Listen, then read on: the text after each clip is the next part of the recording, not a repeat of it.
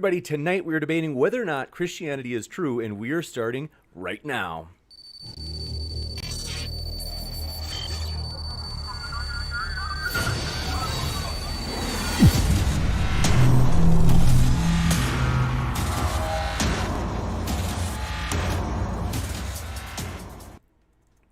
Ladies and gentlemen, thrilled to have you here for another epic debate. Tonight's going to be a fun one. I want to let you know, if it's your first time here at Modern Day Debate, our goal, our vision is to host debates on science, politics, and religion in the most fair, neutral way possible. The channel itself has no views, no positions, anything like that at all, other than that we value debate. And so, want to let you know though, if you do love debates, if you're sick in the head like us and you love controversial debates, want to let you know we have many more coming up. So for example, at the bottom right of your screen, Matt Dillahunty will be coming on next week to debate Christian apologist Ben Fisher. So if you want a reminder for that debate, hit that subscribe button and we'll hopefully see you there for that one. With tonight's debate, want to let you know it'll be a fairly flexible format.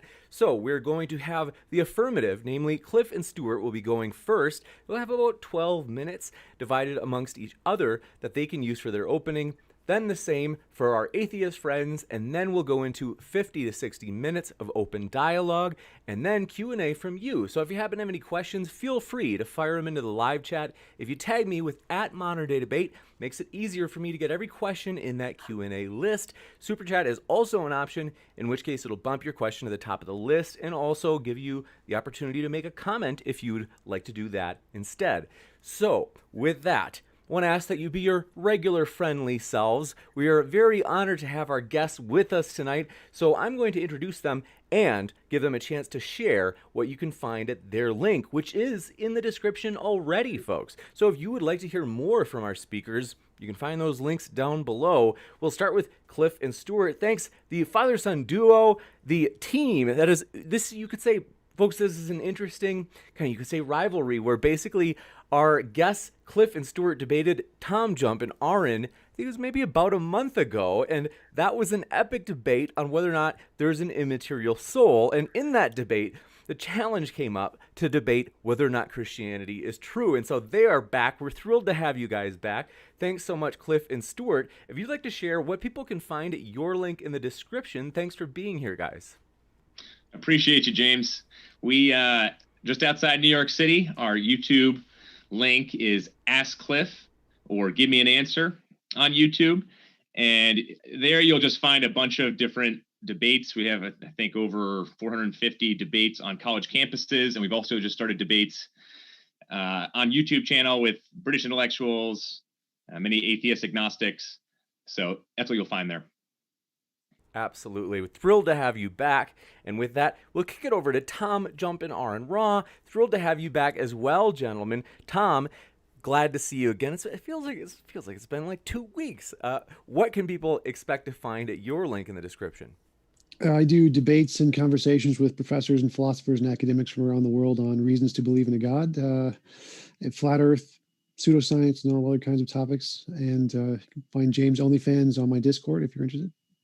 That's right. He has a vivid imagination. And we'll kick it over to Aron Raw. Thrilled to have you back again, Aron. The floor is all yours. If you'd like to share what people can find at your link.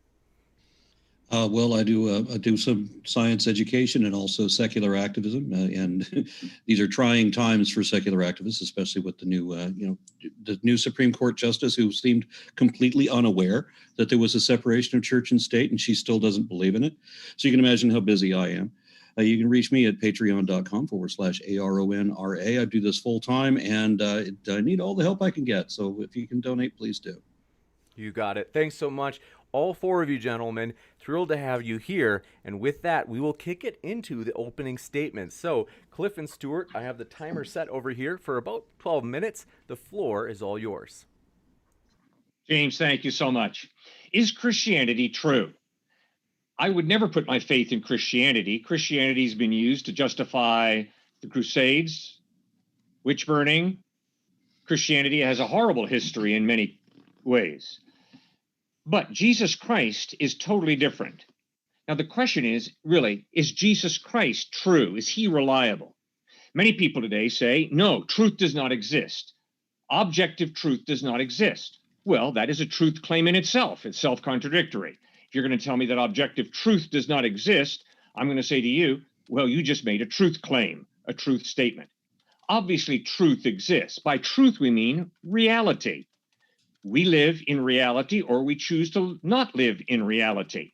Now, there are different forms of knowledge that help us get in touch with reality. One is scientific knowledge, which is based on the repeatability of an experiment. It's based on a study of process. So there's scientific knowledge. But there's also historical knowledge, which has nothing to do with the repeatability of an experiment. You don't get George Washington back to be inaugurated first president of the United States. Instead, you know that there is such a thing as reliable eyewitness testimony. And that is what historical knowledge is based on. You also have experiential knowledge. Your use of reason and logic, experience can lead you to truth, to that which is real. So is Jesus Christ the truth? Well, first of all, the Gospels claim to be accurate historical presentations of this historical figure, Jesus of Nazareth. Now, whenever I'm confronted by a document that claims to be historical, I'm a skeptic. But I'm not a cynic. Because if I don't learn lessons from history, I'm going to repeat the mistakes of history. If I don't learn lessons from hypocritical Christians, I'm going to repeat those hypocritical mistakes, probably. I don't want to do that. So the question is, what tests do you and I use to determine historicity? For myself, I use 4. Internal consistency, meaning by that, are there contradictions within the text to point to massive confusion on the part of the authors? Secondly, literary genre, literary style. What is the style of the document? Is it fairy tale, mythology, once upon a time in the land of Nod, Wynken, Blynken, and Nod took a boat ride? Or is it historical narrative, meaning by that, is it written as eyewitness reportage? At this time, in this place, with these people around, Jesus said this and did that. That's the literary style of the document. Third test is archaeology. Does archaeology verify Bethlehem, Nazareth, Sea of Galilee, Jerusalem, Rome, or are these fictitious places? And then fourth test is, how many manuscripts do we have? What's the manuscript evidence to support that we have what the eyewitnesses or those who knew the eyewitnesses really wrote? If someone does not accept the New Testament as historically reliable, I have no problem with that. But I want to know, what are your tests that you use to determine historical reliability? And if you're a total historical cynic, I don't know where the conversation can go. I think historical knowledge is a legitimate form of knowledge. And I think we have to, as thinking people, have tests that we use to determine the historical reliability of any document, be it the New Testament, be it US history, African history, Asian history, whatever you're talking about. Now, I don't ask people to accept the Gospels as the Word of God. I could never show that any book is the Word of God, so I wouldn't want to waste your time and my time trying. But instead, I think the use of those 4 tests, internal consistency, literary style, archaeological evidence, and manuscript evidence, clearly points to the historical reliability of the New Testament. So simply read the New Testament as history and ask yourself, as you read Matthew, Mark, Luke, and John, the 4 Gospels, does the historical evidence of the way Jesus lived, what he taught, how he died, and how he rose from the dead point to the veracity of Christ, or does it not? And you decide based on the historical evidence.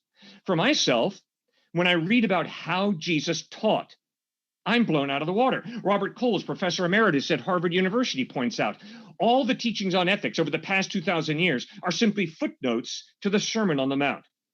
Ethical genius in Matthew chapters 5, 6, and 7, the Sermon on the Mount. The teachings of Christ have the ring of truth. Secondly, not only did Jesus teach these amazingly high ethical standards, he lived up to them. In John chapter 8, he could look into the faces of his enemies and say, which one of you can prove me guilty of sin? In 1 John chapter 3, verse 5, the Apostle John, who was Christ's closest friend, could write about him, in him is no sin. And when he was bleeding and dying on a cross, he prayed for his enemies, Father, forgive them, for they know not what they do. That's the essence of tolerance. Therefore, for a follower of Christ to be intolerant is highly hypocritical. Because if you claim to be following Christ, the one who, as he's bleeding and dying on a cross, prays to forgive his enemies, and if you're intolerant, that's a contradiction. That's hypocrisy. So the lifestyle of Christ demands respect. And then thirdly, the way he died demands respect. At the moment of his most excruciating pain, the love that flowed from him for his mother, for his enemies, was amazing. He taught love your enemies, but then he lived it out at the moment of his most excruciating pain and agony. But fourthly, and most importantly, 3 days after, he's buried in a tomb, a very well-known tomb belonging to Joseph of Arimathea, a well-known politician of that day. That tomb is empty. And over a period of 40 days, there are many resurrection appearances that people claim that they have. And then you've got a bunch of Jewish people moving the Sabbath to Sunday, which is the celebration of the resurrection of Christ. And you have many of these people who claim to have seen Christ, like John and James, dying not for their belief. They died for what they claimed to have seen, the dead Christ risen from the dead. So when you put together his lifestyle, his ethical teachings, the way he died at the moment of his most excruciating pain and agony, loving and forgiving his enemies, and then fourthly, the empty tomb, the resurrection appearances, the birth of the first century church, a bunch of Jews at first who were not going to worship on Sunday, but who transferred their worship from the Sabbath to Sunday because of Christ's resurrection. And when you have them being willing to die, not for a belief, they were willing to die for what they claimed to have seen, the dead Christ risen from the dead. The evidence is that Jesus Christ is true. Stuart?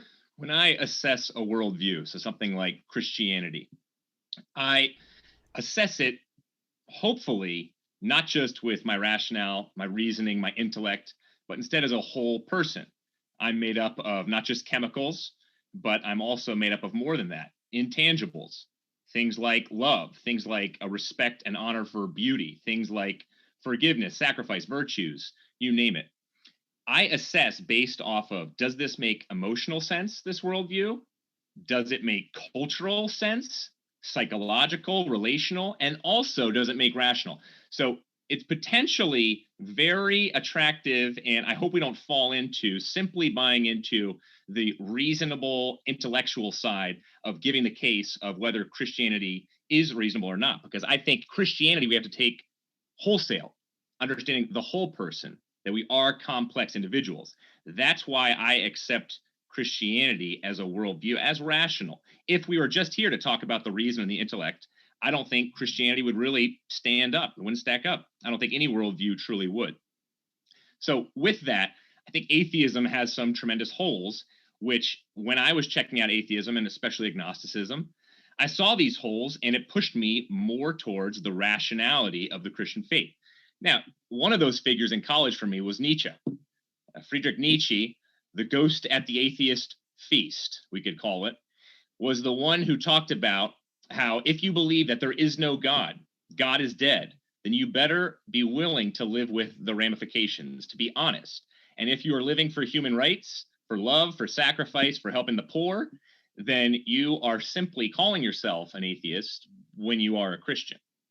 And so typically atheists don't want to interact too much with Nietzsche or Camus or Sartre or many of the existentialists because they take their atheism so logically in consistency, and they basically say, here is the end point. We're not going to stop halfway and just say, okay, here is somehow our atheism just dressed up in a way that's more so secular humanism.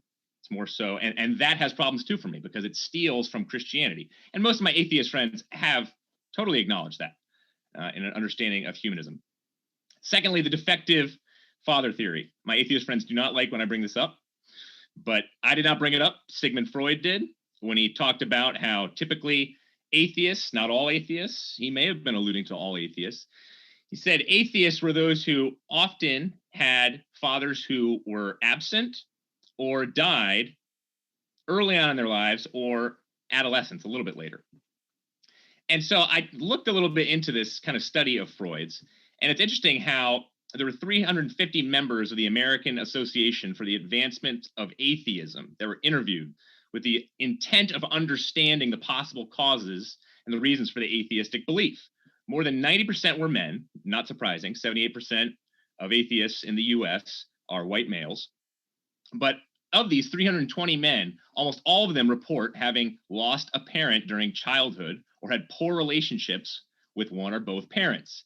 These 350 atheists also, not only that, had a way lower score in terms of an unhappy childhood because of this type of conflict.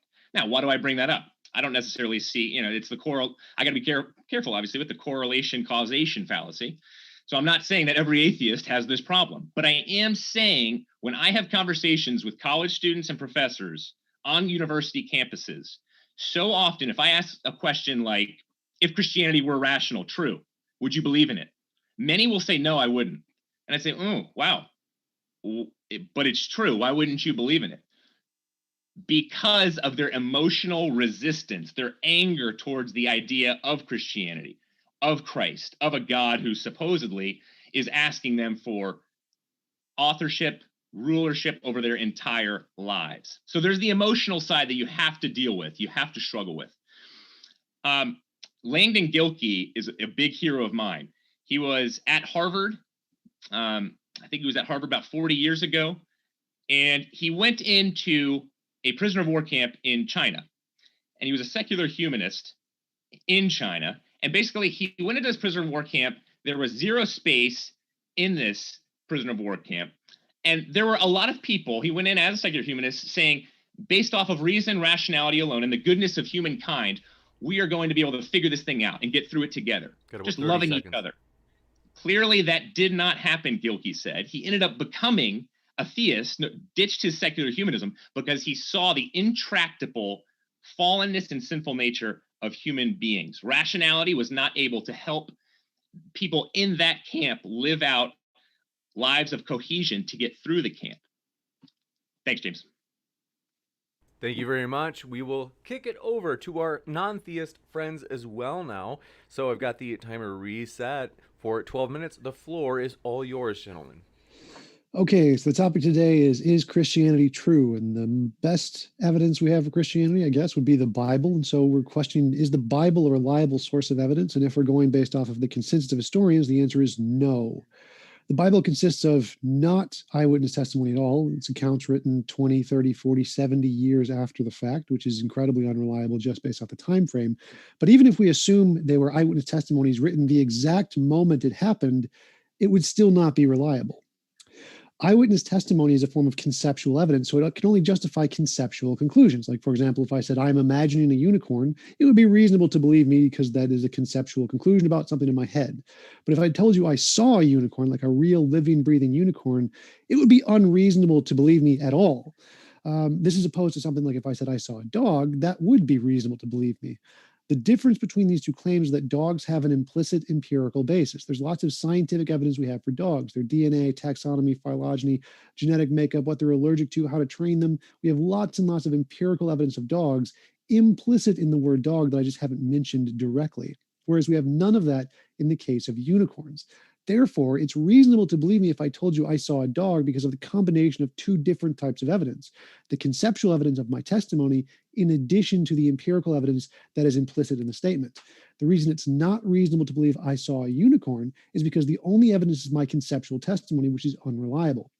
This is the case in history as well. Any case of something that occurred in history is only reasonable to believe if it's something that has an implicit empirical basis, like I saw a dog, or like that person killed that person, or that person was crucified, or that person walked into a city. But no testimony from history is accepted for things that have no empirical basis, such as miracles, magic, mythical creatures, the paranormal, the supernatural, or UFOs. None of those are justified based on any amount of historical testimony, no matter what, because testimony cannot justify the existence of things that have no empirical basis. For that, you would need to have some kind of empirical verification today that such things do and can occur. Therefore, it's not reasonable to believe any of the historical accounts of the Bible for any miraculous claims like the resurrection or any of the miracles Jesus did, which is the consensus in history. As I can quote some famous Christian historians, Michael Licona, most historians and biblical scholars hold to it that the study of miracle claims lies outside of the bounds of a historian acting within their professional capacity. It is not the case that historians consider the testimony of these ancient sheep herders to be evidence that miracles actually existed in the past. So no, you cannot use the testimony of the New Testament to indicate the existence of miracles. Secondly, most of the Old Testament is demonstrably false. Most historians consider the Moses, Abraham, Isaac, Jacob, Sarah, Cain, and Abel, Daniel, including the entire Exodus story, to all be fabrications made up as foundational myths of the Abrahamic religions. None of them actually occurred. So all of the entire basis of the Christian faith and sin, Adam and Eve, the apple, the falling of humanity, all of that is complete fabrication that we know is false due to things like evolution and discoveries by Darwin and geology and cosmology. It's clearly false. So we know that both the Old Testament and the New Testament are not reliable sources of data, as confirmed by the consensus of historians in the field. We know that testimony does not work to justify miracle claims. So no, we are not justified in believing that somehow there is a magical being that rose from the dead based off of a book written 2,000 years ago by non-eyewitnesses 70 years after the fact. And even if they were, that wouldn't be justified. So we can conclude that based off of these facts, Christianity, it's unreasonable to believe Christianity is true based off of the Bible alone. And so we'd have to consider, are there any other factors? In order to differentiate, in order to be evidence that Christianity is true, you need some way to differentiate imagination from reality. And that's what evidence is. Evidence is whatever can accurately differentiate between, is this imaginary or is this real? In science, the way we do that is novel testable predictions, which may not be the only way. If you could provide a different way, that's perfectly fine too. But an acceptable measure of evidence is novel testable prediction. So if Christianity was true, a good basis of evidence for it would be if you could say, if I believe in God, this is the case, and if we can do this experiment to get this result and it happens, that would be good evidence. And the fact that Christianity has been unable to provide any such examples is good evidence that it's just imaginary. The point of providing evidence that can differentiate imagination from reality is that we can come up with infinitely many imaginary explanations of anything, like what knocked over that cup. Well, maybe it was the wind, maybe somebody knocked the table over, maybe it was the squirrels, maybe it was invisible aliens, magical specters, magical unicorns, a god. You can just make up infinitely many imaginary ways to explain what knocked over that cup. And so we need some way to filter out all those imaginary ones. And until you can do that, it's reasonable to conclude that whatever your explanation is, it's imaginary until demonstrated otherwise.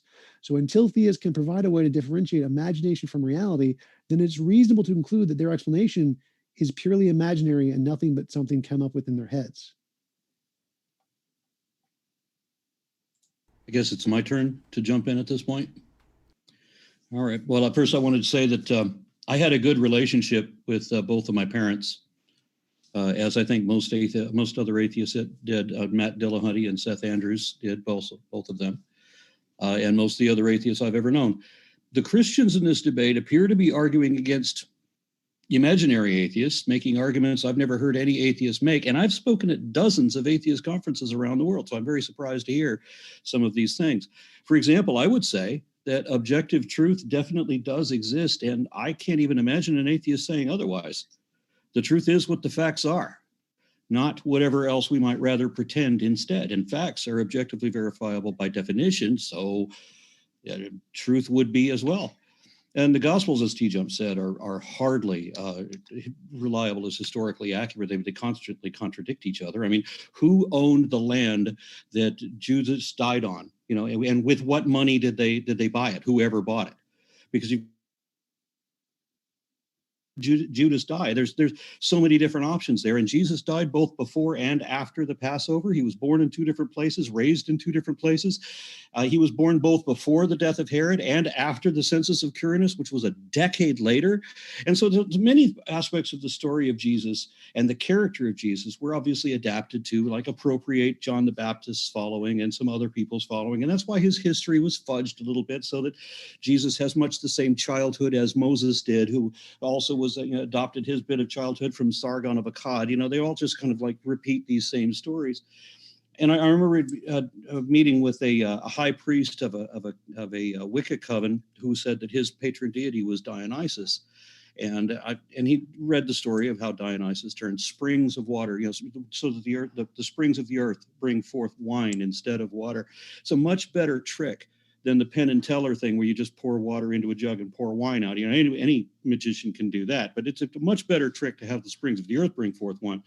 And it reminded me that every story that we hear about Jesus is taken from some other myth that already existed many centuries earlier.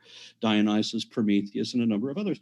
So why would God make his own son, if God existed, which I believed at that time, why would God make his own son as a sequel to a common human idea that was already in all of these other stories? So either Dionysus really could turn water into wine just like Jesus did, or, and this is infinitely more probable, Jesus couldn't really do it either. The character of Jesus is obviously based on a handful of fictional characters and possibly some real characters too. I've heard Christians name a whole bunch of different Jesusii. Jesus of Damnius, oh, that's our guy. And Jesus ben Ananias, oh, this is our guy too. No, they're definitely talking about different people. Josephus talked about 19 and arguably 20 Jesuses. And they're not the ones that, if you could get into a time machine and go find Jesus, which I don't think is possible, not even if you spoke Aramaic, could you find Jesus. With a TARDIS, could you find him? But let's pretend that you could. If you could find one guy on which most of the legend was based, you're never going to find anybody who had the undead wandering the streets of Judea, because that's just one of the many inconsistencies with the Bible. All the hours of darkness when Jesus supposedly died that was not recorded anywhere in the world, because none of that happened. If you could find that Jesus, the one guy central to that story, or upon which most of the story was based, if there was a living character on which it was based, and you bring him forward and show him Jesus Christ Superstar, he would not recognize that story was about him. It'd be much the same thing as if you brought Robin Hood or King Arthur back in time, and I'm not entirely sure you could find either of them either. But then the biggest problem with Christianity is the impossible dichotomy that you're given an impossible promise of a posthumous reward if you buy the bullshit. If you buy into the entire story without question, without reservation, without reason, then you get all the way on the far end. You can kiss the colon of God for all eternity, forever and ever and ever, trapped on a cloud, playing a harp and praising a being with obviously a hugely, well, he's a very sensitive and narcissistic character. And he can read your mind, so you better be thinking nice thoughts. Always think nice thoughts. It's good that you did that, Johnny. It's really good. And then the other end of the spectrum is you get the threat of a fate worse than death for anybody who doesn't believe. There's no intermediate. We know that most things fall into the bell curve. Most people, and whether it's religion or politics or whatever, most people sit in the bell curve. They're not in the extremes. Most people are down toward the middle. But Christianity doesn't allow that. There's only extreme this and extreme that. You either get infinite bliss and joy, which would still be 30 more maddening seconds in your first million years, or you get infinite eternal punishment, the stick and the carrot. And that's obviously not what a God would want. And if he really existed, these are obviously the lies that desperate wanna-believers want to make you believe with. Thanks so much. We will kick it into open discussion mode. Thanks so much, gentlemen, and the floor is all yours. Yeah, I have a question real quick. You guys mentioned that Jesus's ethical theory was revolutionary, but as far as I know, Jesus said nothing original. All of the things Jesus espoused predated Jesus, like the golden rule specifically came from Hinduism before Jesus and Jainism before Hinduism. I don't know of anything unique that Jesus did ethically that didn't exist before that. Yeah, exactly. The golden rule, for example, which was taken from other religions prior to that, because a whole lot of different philosophies already had this. So humanism didn't borrow squat from Christianity. The only thing we would have borrowed is an irrational belief. You either believe us or we'll kill you, and that's it. Two things. I mean, you're right on the majority of that, but the two you're missing is, one, completely unique to Christianity, is love your enemies. No. Second one, overcome evil with good. No. You haven't read the unique. Bhagavad Gita. I'm sorry, no. Krishna is a badass predecessor to Jesus. Krishna did everything Jesus did much better than Jesus did it. And yeah, the whole love your neighbor thing, Krishna already did that. Where does Krishna say love your enemies? Not your neighbor. Enemies. It wasn't one of the things that I quoted. Very but different. I quoted a bunch of things out of the Bhagavad Gita. I'm like, well, this is exactly what Jesus said. I did the same thing with Dionysus. When Dionysus calls himself the fruit of the vine, where have I heard that before? Right? So, I mean, all of these things are gleaned from this elder mythology and then just sort of stapled onto Jesus. No, sir. I've read the Bhagavad Gita, and it does not say to love your enemy. You're wrong. That is Yes, it does. totally unique with Jesus. Second thing that's totally unique with Jesus is grace. The whole basis of Hinduism is work off your bad karma through a cycle of reincarnations, And eventually, if you work hard enough, you will attain nirvana.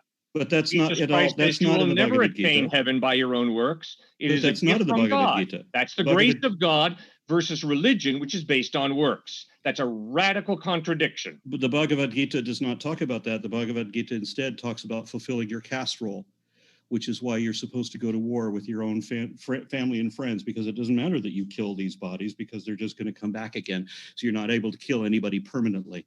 Hinduism talks about working off bad karma through a cycle of reincarnations and eventually attaining nirvana.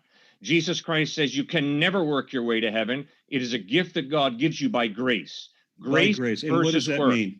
It goes back to what I said before. Now, admittedly, there is a difference between Hinduism and Christianity, because you do have the Krishna consciousness. If you're with the bhakti, you can achieve heaven in their perspective.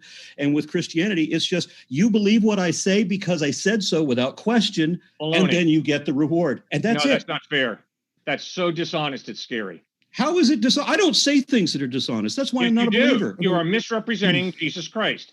So you're telling me that there is a way that a non-believer can be a good person and get into heaven? I'm telling you that Abraham's going to be in heaven, and Abraham never heard the word Jesus Christ. To the best of his ability, Abraham put his faith in God, and Hebrews chapter 11 talks about Abraham. And Abraham was Jewish. An incredible man of faith. And yet the Christians have appropriated Abraham to say that he's going to be going to Christian heaven. And in the Quran, it says that Abraham is going to... Chapter 11 says that. You mind if I in the Quran, it says that he's Muslim, that Abraham is going to the Muslim heaven. I wanted to go back to that point you mentioned earlier, that the uniqueness of Jesus saying, love thy enemy. So I just found 6 quotes that predate Jesus. Do not return evil unto your adversary. Requite with kindness to the one who does evil to you. Maintain justice for your enemy. The Akkadian Council of Wisdom, circa 2000 BC. Buddhism, in the world, hate never yet dispelled hate. Only love dispel hate. This is the law, ancient exhaustible. The Dhammapada from mentioned Buddhism. Return love for hatred. Otherwise, when a great hatred is reconciled, some of it will surely remain. How can this end in goodness? Taoist Tai Xiang King Bing Ping, circa 200 BC. So no, that is definitely not originated in Jesus at all. Yes, it is, because love your enemy is reach out for your enemy. It's not a question of don't return hate for hate. It's when Christ calls us to love, he is calling us to take the initiative and to do good for others, even those who have hurt us in the past.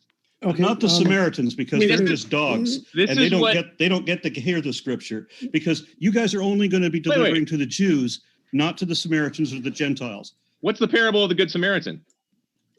Remember when Jesus said that he wasn't going to share the gospel with Samaritans because they are dogs, and it would be like giving table scraps? What about the woman at the well? Exactly. She was a Samaritan. And then what about he Jesus? Was reaching out to he was telling parables about reaching out to Samaritans. He was reaching out to Samaritans. He was doing the exact opposite of that. Wait, just to go back to TJump's point real quick, we'll come back to this one. What made Christianity so attractive early on was that it wasn't about simply working your way to God. It was about grace, because Jesus Christ came and died for his enemies. So that's it God was about mysticism, dying for his very enemies. That's what reversed this whole cycle. And all of a sudden you have, like Aron was saying earlier, you didn't have this caste system anymore. No longer were the Romans defining social reputation or other gods, perhaps, in terms of you're rung on the ladder. Instead, it was God becoming human flesh, dying, and saying everyone now is on the same plane. So radically different from every other god at that time. Wait a second. I wanted to respond to Cliffe really quick. Even if I grant what you were saying, that the reaching out to your enemy was what you're assuming originate with Jesus, that's false too, because again, Buddhism says save all suffering beings everywhere, including not only that, but you love your enemy as yourself was translated from Buddhism love your fellow Jew. Buddhism taught that everything is an illusion. Buddhism taught cut off your desires. That's what Siddhartha Gautama Buddha taught. Cut off your desires. And Jesus Christ says, no, don't cut off your desires. Desire the well-being of even your enemy. Be good to your enemy, even if your enemy doesn't deserve it. But Jesus was himself a renunciate, or claimed to be, just like Buddha. Jesus never claimed to be a renunciate. So do you think when Buddha says... So Jesus spent lavishly on himself? Jesus didn't preach that it was impossible for a rich man to get into heaven? I can promise you, he taught Zacchaeus that Zacchaeus, because of his faith in him, would be in heaven. And Zacchaeus gave half of his money away to the poor, half, not all of it. Gave half his money away to the poor, and that was the criteria. No, that was not the criteria. That was a sign of his faith. You had to, The rich you had to young sell ruler your said, clothes. sell you it had- all and give to the poor. Exactly. And come So and he was a follow me. renunciate, just like I said. Wait, I think that answers your earlier question too. In terms of Luke chapter 16, the rich man and Lazarus, this gets back to hell and the whole carrot and the stick thing. Jesus in no way sends that man to the lake of fire like Revelation talks about. Instead, he simply talked about as rich man. He loses his name, showing that his very identity is in his wealth, and so he wants to live separately from God. That's why Jesus is bending over backwards so many times to talk about the poisonous nature of money. It's a good thing, but it can be poisoned so quickly. That's why he talks about the eye of the needle. That's why he speaks against it in the sense of be careful not to lose yourself in wealth. Another mistranslation was that it never actually said that it'd be a camel that would go through the eye of a needle, that it was actually a knot of camel hair That's true. that would go through the eye of a needle. We can agree on that. Yeah. And another of the mistranslations was the idea that Jesus was born of a virgin, because the actual word meant unmarried maiden. And so another several prophecies, Isaiah 7 that was He needed to freeze after the virgin comment. It was a Matthew. Whoever wrote Matthew obviously hadn't paid much attention when he wrote Isaiah, because he messed that completely up. No, he didn't. You know why you're wrong? I know why I'm right. The Septuagint translates that Hebrew word as virgin in the Greek. So obviously, Aron, you're wrong. Just Well, go back obviously, to Isaiah I'm right. 7:14. Obviously, I'm right, because if you the Septuagint, which was the Greek translation of the Hebrew Old Testament, translates that word, which you're right. It could be virgin. It also could be young maiden. But the Septuagint translates that as virgin in Greek. Then So the for you to Septuagint say, is no, wrong, it's and just- I'm right, because we have to okay, go back fine. to All the right, story. fine. We have to Well, go back Aron, to the that's story. interesting. Excuse You me, claim to be right in I'm the speaking. Septuagint. Yeah, I know you're speaking. I'm speaking Excuse me. also. We were reading about Interrupted from me first. Isaiah, right? So Isaiah tells a prophecy. What we ought about to another. do is let's give Aron a chance to respond, and then maybe what we'll do is 2-minute intervals. So Okay. we'll take a minute or two for Aron. I would then- rather do the open conversation, but I just have to interject this. So Isaiah is talking about a prophecy that he's giving to this other king, in which he says that a maiden is pregnant with a child, and that when that child is old enough to choose honey over curds, then you'll know that your enemies are no threat to you. So we're not talking about Jesus. We're not talking about a magical baby. We're not talking about a baby born of a virgin. We're talking about some kid who lived and died 700 years before Jesus. And then, when it turned out the maid wasn't pregnant, Isaiah had to go impregnate her himself, and then he named the kid the wrong thing, screwing up his own prophecy. So we know that whoever wrote Matthew didn't pay attention when they read Isaiah, because that prophecy does not talk about Jesus and did not talk about a virgin, because how could she be a virgin if Isaiah impregnated her? So the Septuagint is wrong, and I'm right. All right, TJump. One of your main points was, unless you can empirically prove something, it's not true. You leaned heavily on empiricism. But TJump, the whole statement, unless you can empirically prove something, it's not true. You can't empirically prove that statement. Yeah, we can. That statement is a belief. No, that's a belief. No, this is going off the null hypothesis. You where cannot unsupported empirically assertions, prove that God does not exist. I cannot empirically prove that God does exist. Why? empty assertions Because are the not question considered valid. of God is not a scientific question. Empty There is assertions no are way not to considered valid. empirically prove that a miracle has occurred. Why? Because a scientist would have to assume, no matter what, that no natural cause had been discovered yet to cause what you and I can call a miracle. No. So I didn't say anything about empiricism at all. I never said that in my opening. I said you need a way to differentiate imagination from reality. That's empirical verification is a good way to do that, but it's not necessarily the only way. If you want to provide a different way, that's perfectly fine. And But I as never said, said empiricism ever in a thing. And you can definitely verify miracles and magic and supernatural. Those are perfectly easy to verify. For example, if I say, I believe God, or the spaghetti monster exists, and if I pray to the spaghetti monster, he'll generate a gold brick in front of me, and it happens repeatedly over and overly and testably, that would be good evidence of the spaghetti monster. The fact that there are other explanations that could explain that doesn't mean anything. What matters is whichever one makes the novel testable predictions that are confirmed first is the best hypothesis. So you can definitely verify the supernatural if you make novel testable predictions. And again, I never said anything about empiricism. and as So I the said, whole with the null point of a hypothesis, miracle is when a Christian says, I believe in miracles, they're saying, I believe in natural law, and usually a miracle does not occur. It's the reason it's called a miracle is because it does not naturally occur. One thing, If you, but I think just before Tom responds, I want to I'll let you finish, Cliff. Sorry to cut you off. No problem. What we'll do as well, as I know that Aron also had a point that he wanted to mention, going back to your earlier point, Cliff. But Cliff, if you want to, we'll give you a chance to finish this, and then at some point, I just want to be sure that Aron doesn't get kind of left behind, because I know that Tom's going to want to rebut as well. no, go ahead. Okay, so I was saying about the null hypothesis. Empty assertions. If it can't be indicated or vindicated, verified or falsified, if it can't be quantified or qualified, then it has no value at all. So we don't even have to disprove it. It simply doesn't warrant serious consideration. You have to show me that there's a there there. Do you understand what I mean? In other words, like Hitchens' razor, what is asserted without evidence can be dismissed without evidence. My whole point in my opening comment was there are different types of evidence. And that's what I'm trying to communicate to you guys. What There kind are of evidence different would you be types. talking about now? As I was saying, there are different types of evidence. There is scientific evidence, which is based on the repeatability of an experiment. There is historical evidence that has nothing to do with repeatability.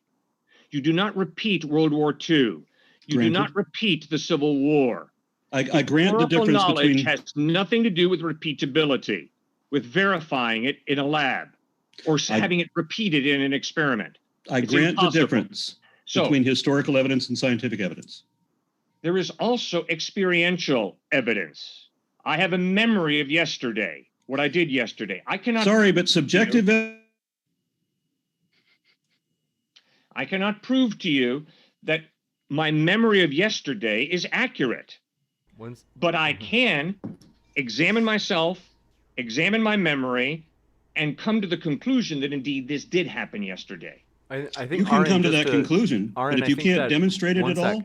all, We you didn't can't get really to know it. I think the last thing you said, Aron, we didn't get to hear it because I think the internet chopped, and so when it cut back to you, I think we missed maybe the last thing you said.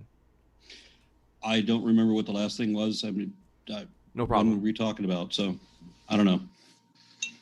Well, to address your historical evidence thing, as I mentioned in my opening, no one in history, the consensus is that testimony does not work for miracles, magic, mythical creatures. For anything that has no empirical basis, testimony is just garbage. It doesn't matter how much testimony you have. We have thousands of eyewitnesses of Bigfoot, tens of thousands of Loch Ness Monster, hundreds of thousands of different kinds of ghosts and spirituals, millions of homeopathy.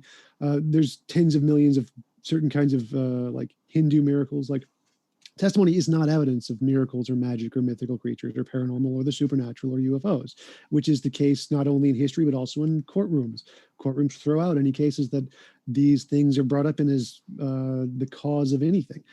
Testimony is not accepted as evidence for any of those things because you need to demonstrate they actually exist in the world with something like empirical evidence before the testimony is credible. Like I mentioned, the conceptual evidence of testimony, which is the same whether it's your personal eyewitness testimony or testimony of someone from history, is not evidence of anything existing until it's actually been demonstrated to exist in the first place.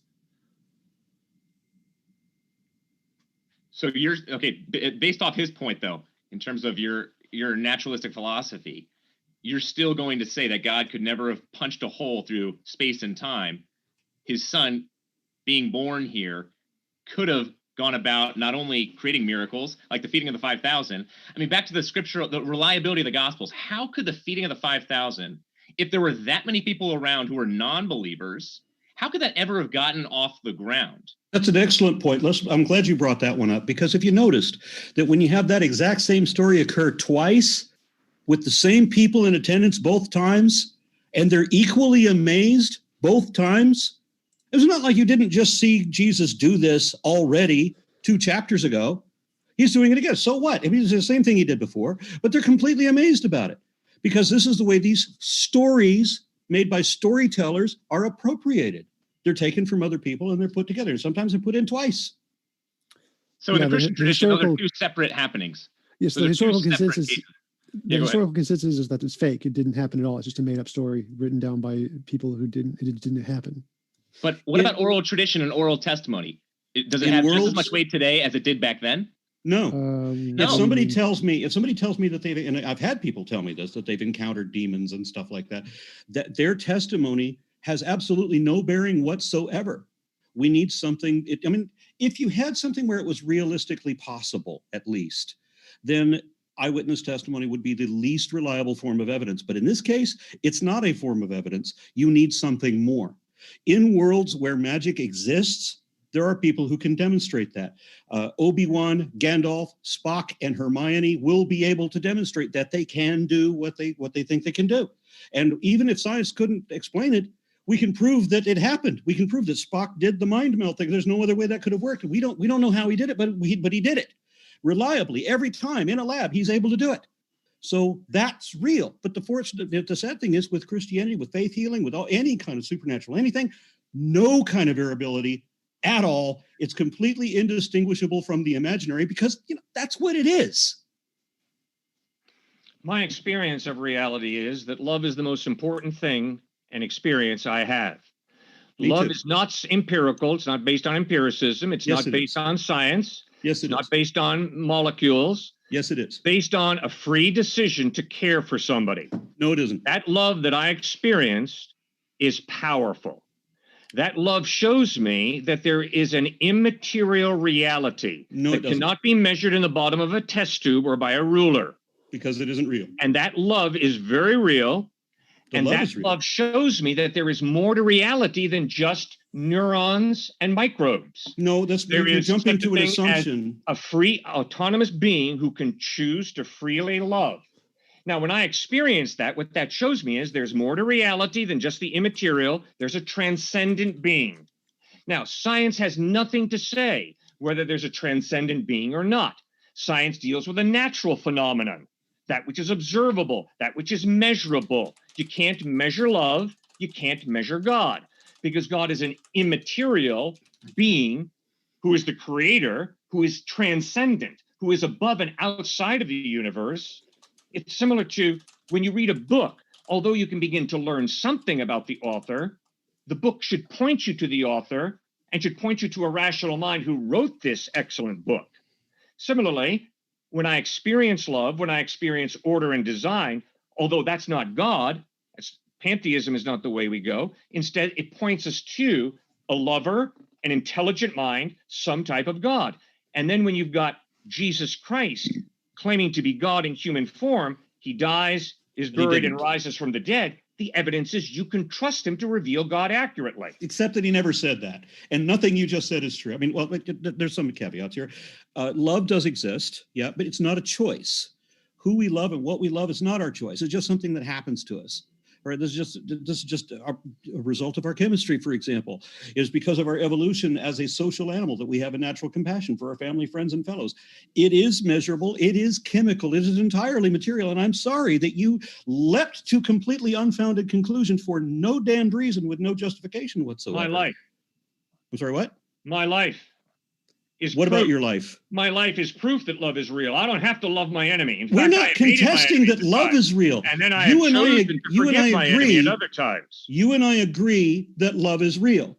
We do not agree that it means that there are magical pixies pushing up the daisies. And that's not what I said. So what's the point of love? There is no point of love. What's the point of evolution, though? You brought up evolution of love. What's the whole point? Is it just to propagate our genes, or what's the point? This is why we have a compassion for our family, friends, and fellows. This was the thing that gave us the advantage when we lost our muscularity and we didn't yet have large brains. The only thing that we did have that gave us the edge over the other animals was that we cared so much about each other. When other herd animals, for example, would be running from predators, and the weak or the slower the babies would be taken by those predators, very rarely do those herd animals come back to save their kin. But we did. We came back to protect the weak. We came back to protect our elderly with the whole tribe throwing stones and using clubs and stuff against one panther. What's he going to do? Right? I mean, he can't face off all of us. So this is what gave us strength. Our humanity is based in our socialization. And this compassion isn't just for other people. It can extend to other species as well. But it is measurable, and it is material, and it does not imply at all any magic imaginary friend. So here's okay. Right. Selfish altruism. That's what I got for a lot of what you just said, and that's tremendously depressing to me, because Why? Christ says, How "Go could ahead and something that is reach out to inspiring not to only your me- neighbor but your enemy also, not because it benefits you in any kind of way, because it benefits them." How That could is a way something that better is so ethic for our society today than selfish altruism based off of that type of worldview you just stated. how could something that is so inspirational to me be depressing to you? Because it means nothing ultimately. It's very simple. If it is true that you and I were produced by and will eventually be annihilated by mindless, meaningless forces, then all your altruism is a jump into fantasy land. So what you're telling me is that you have to reject science. We have to reject things that we know to be true. False. I never said that once. Well, you're saying that we can't be a product of evolution, right? I never said that once. I said, if it is true that you were produced by and you will ultimately be annihilated by mindless, meaningless forces, Which is obviously the fact. then despair is the only logical conclusion. No, it's not remotely logical. Your worldview is morose. I've never yours is, understand not why mine. Christians come I'm up with this. convinced that you were not produced by mindless, meaningless forces, and I'm convinced that you don't have to be annihilated. I'm convinced that there's real life now and there's life for eternity. That's I'm not sorry morose. that you are convinced of things that are definitely not true. I'm sorry that you're convinced of that. More so. Aaron, you can keep on saying that, but that's just as rude as if I keep on saying to you, I'm "Oh, sorry, just you're false, you're just wrong. false." You Period. have to I'm give sorry. evidence. What's You're- the you're evidence? You just gotta give wrong. evidence. You can't just say you're wrong. What's the evidence? Think. Yes, I have the evidence, question. and you don't. I have some understanding of this where you have none.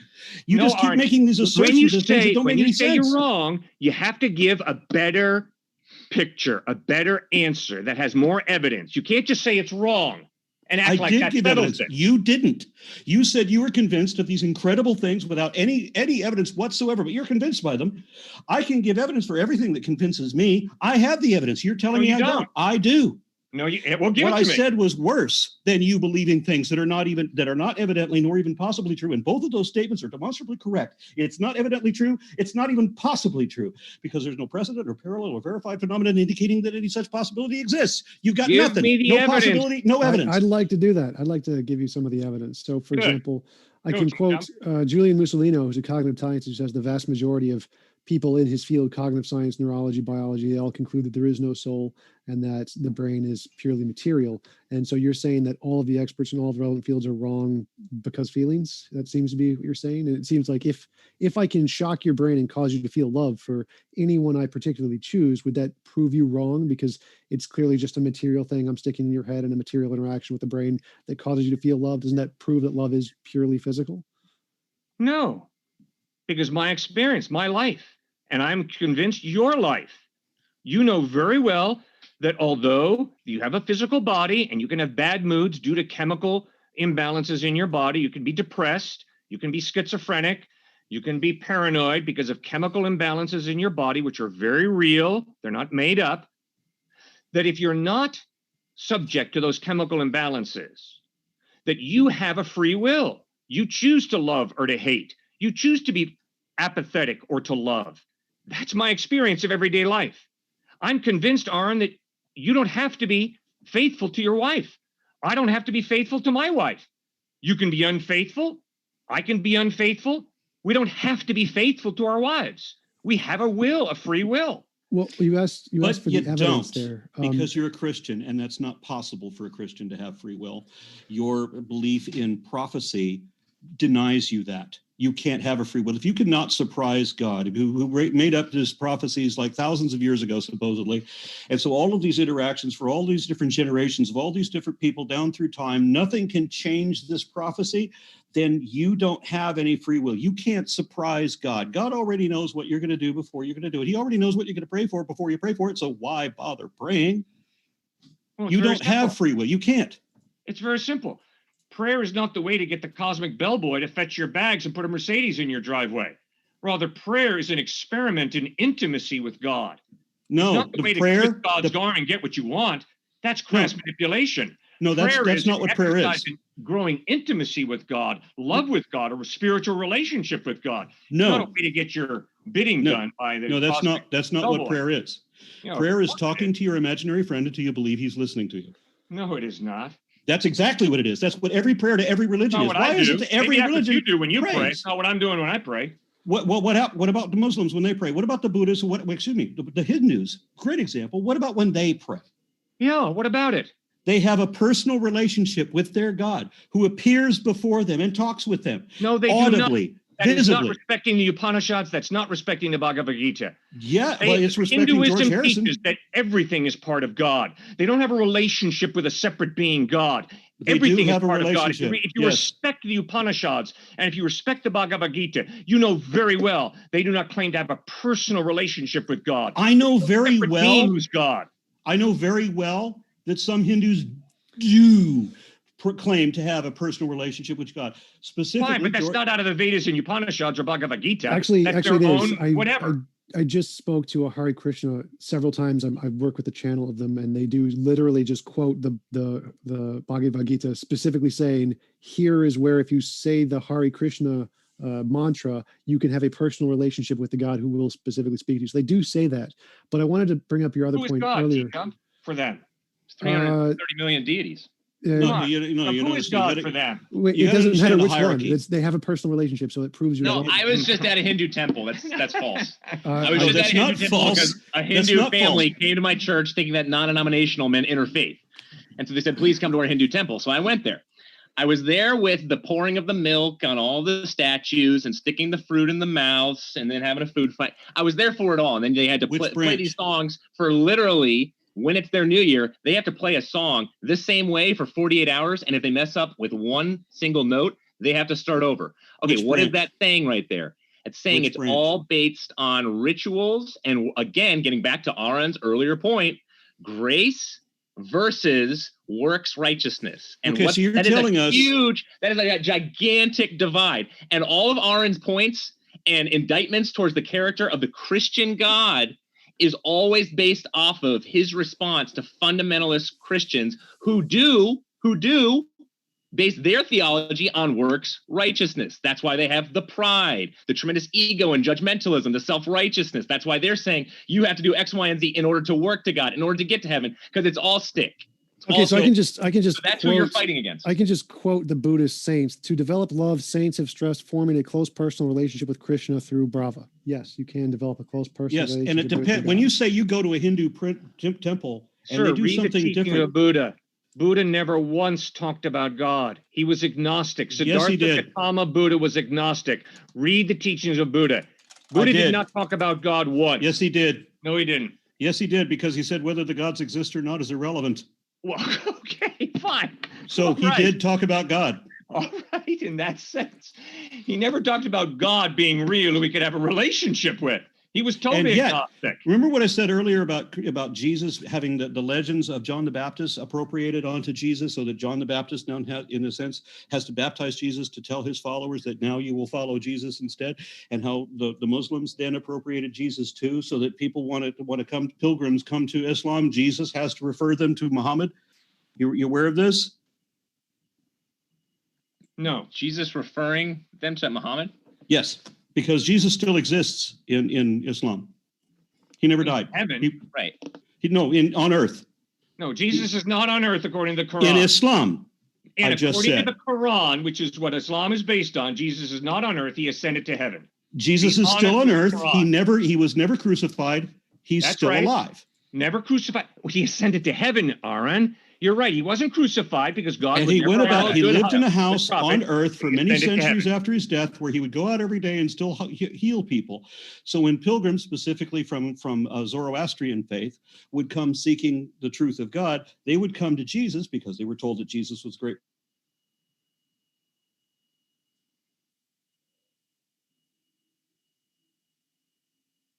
He got frozen again, James. We missed the last. I think you were saying Jesus said, and then it cut out on you, Aron. Yeah, in some of the folklore, people But I'm getting a note that the internet is unstable, which is a weird thing. But anyway, there are pilgrims that tell these stories that they come to seek the truth of God. They would go to Jesus, who never died in Islam, never was crucified, and continued to live on earth. And he would go out and heal people every day. And so he would meet these pilgrims, and they would say, well, we're seeking the truth of God. And Jesus says, well, I'm not the final prophet. You need to see Muhammad. So Jesus still alive, still on earth in the time of Muhammad. Oh, during the time of Muhammad? Okay, well, that's not what the Quran teaches, but go ahead and say it. The Quran teaches he ascended to heaven and he's not here. Okay? That's what. Now, of course, we can talk about spin-offs from Islam and spin-offs from Christianity, but when I deal with Muhammad, I got to be true to the Quran. The same way when I deal with Jesus Christ, I got to be true to the Gospels. So we were talking about Hinduism. Crucified in the Quran, instead he ascended to heaven. So we were talking about Hinduism. Eyewitnesses insist Jesus did get crucified. He was buried and then he rose from the dead. So we were talking about Hinduism, and I specifically was talking about members of the Bhakti faith and what they claim.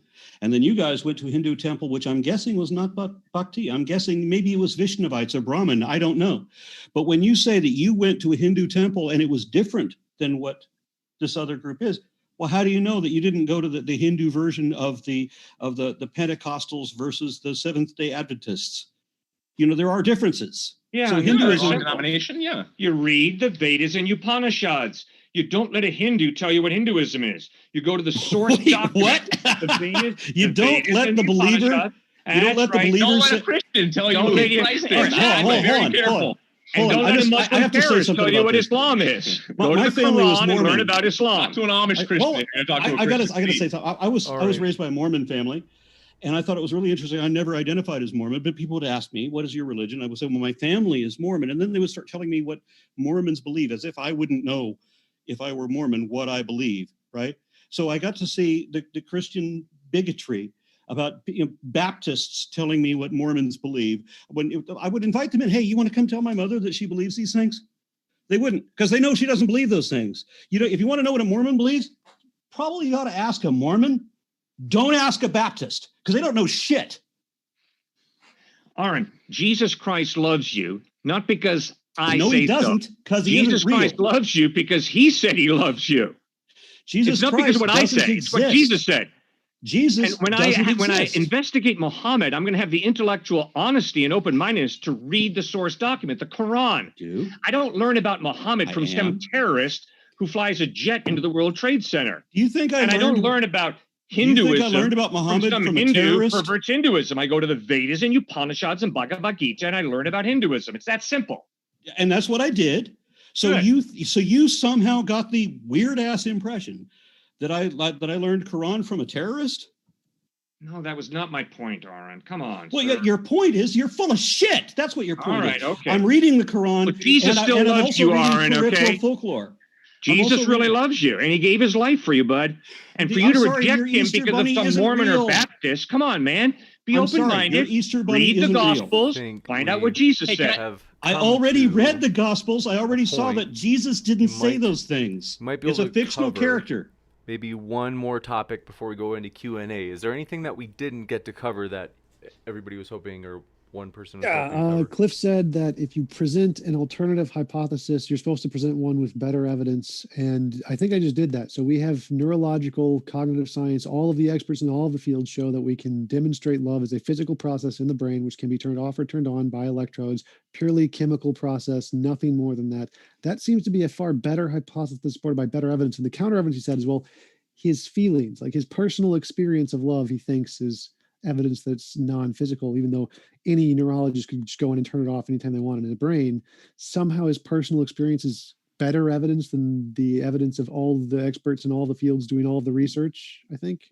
No, but again, that doesn't prove.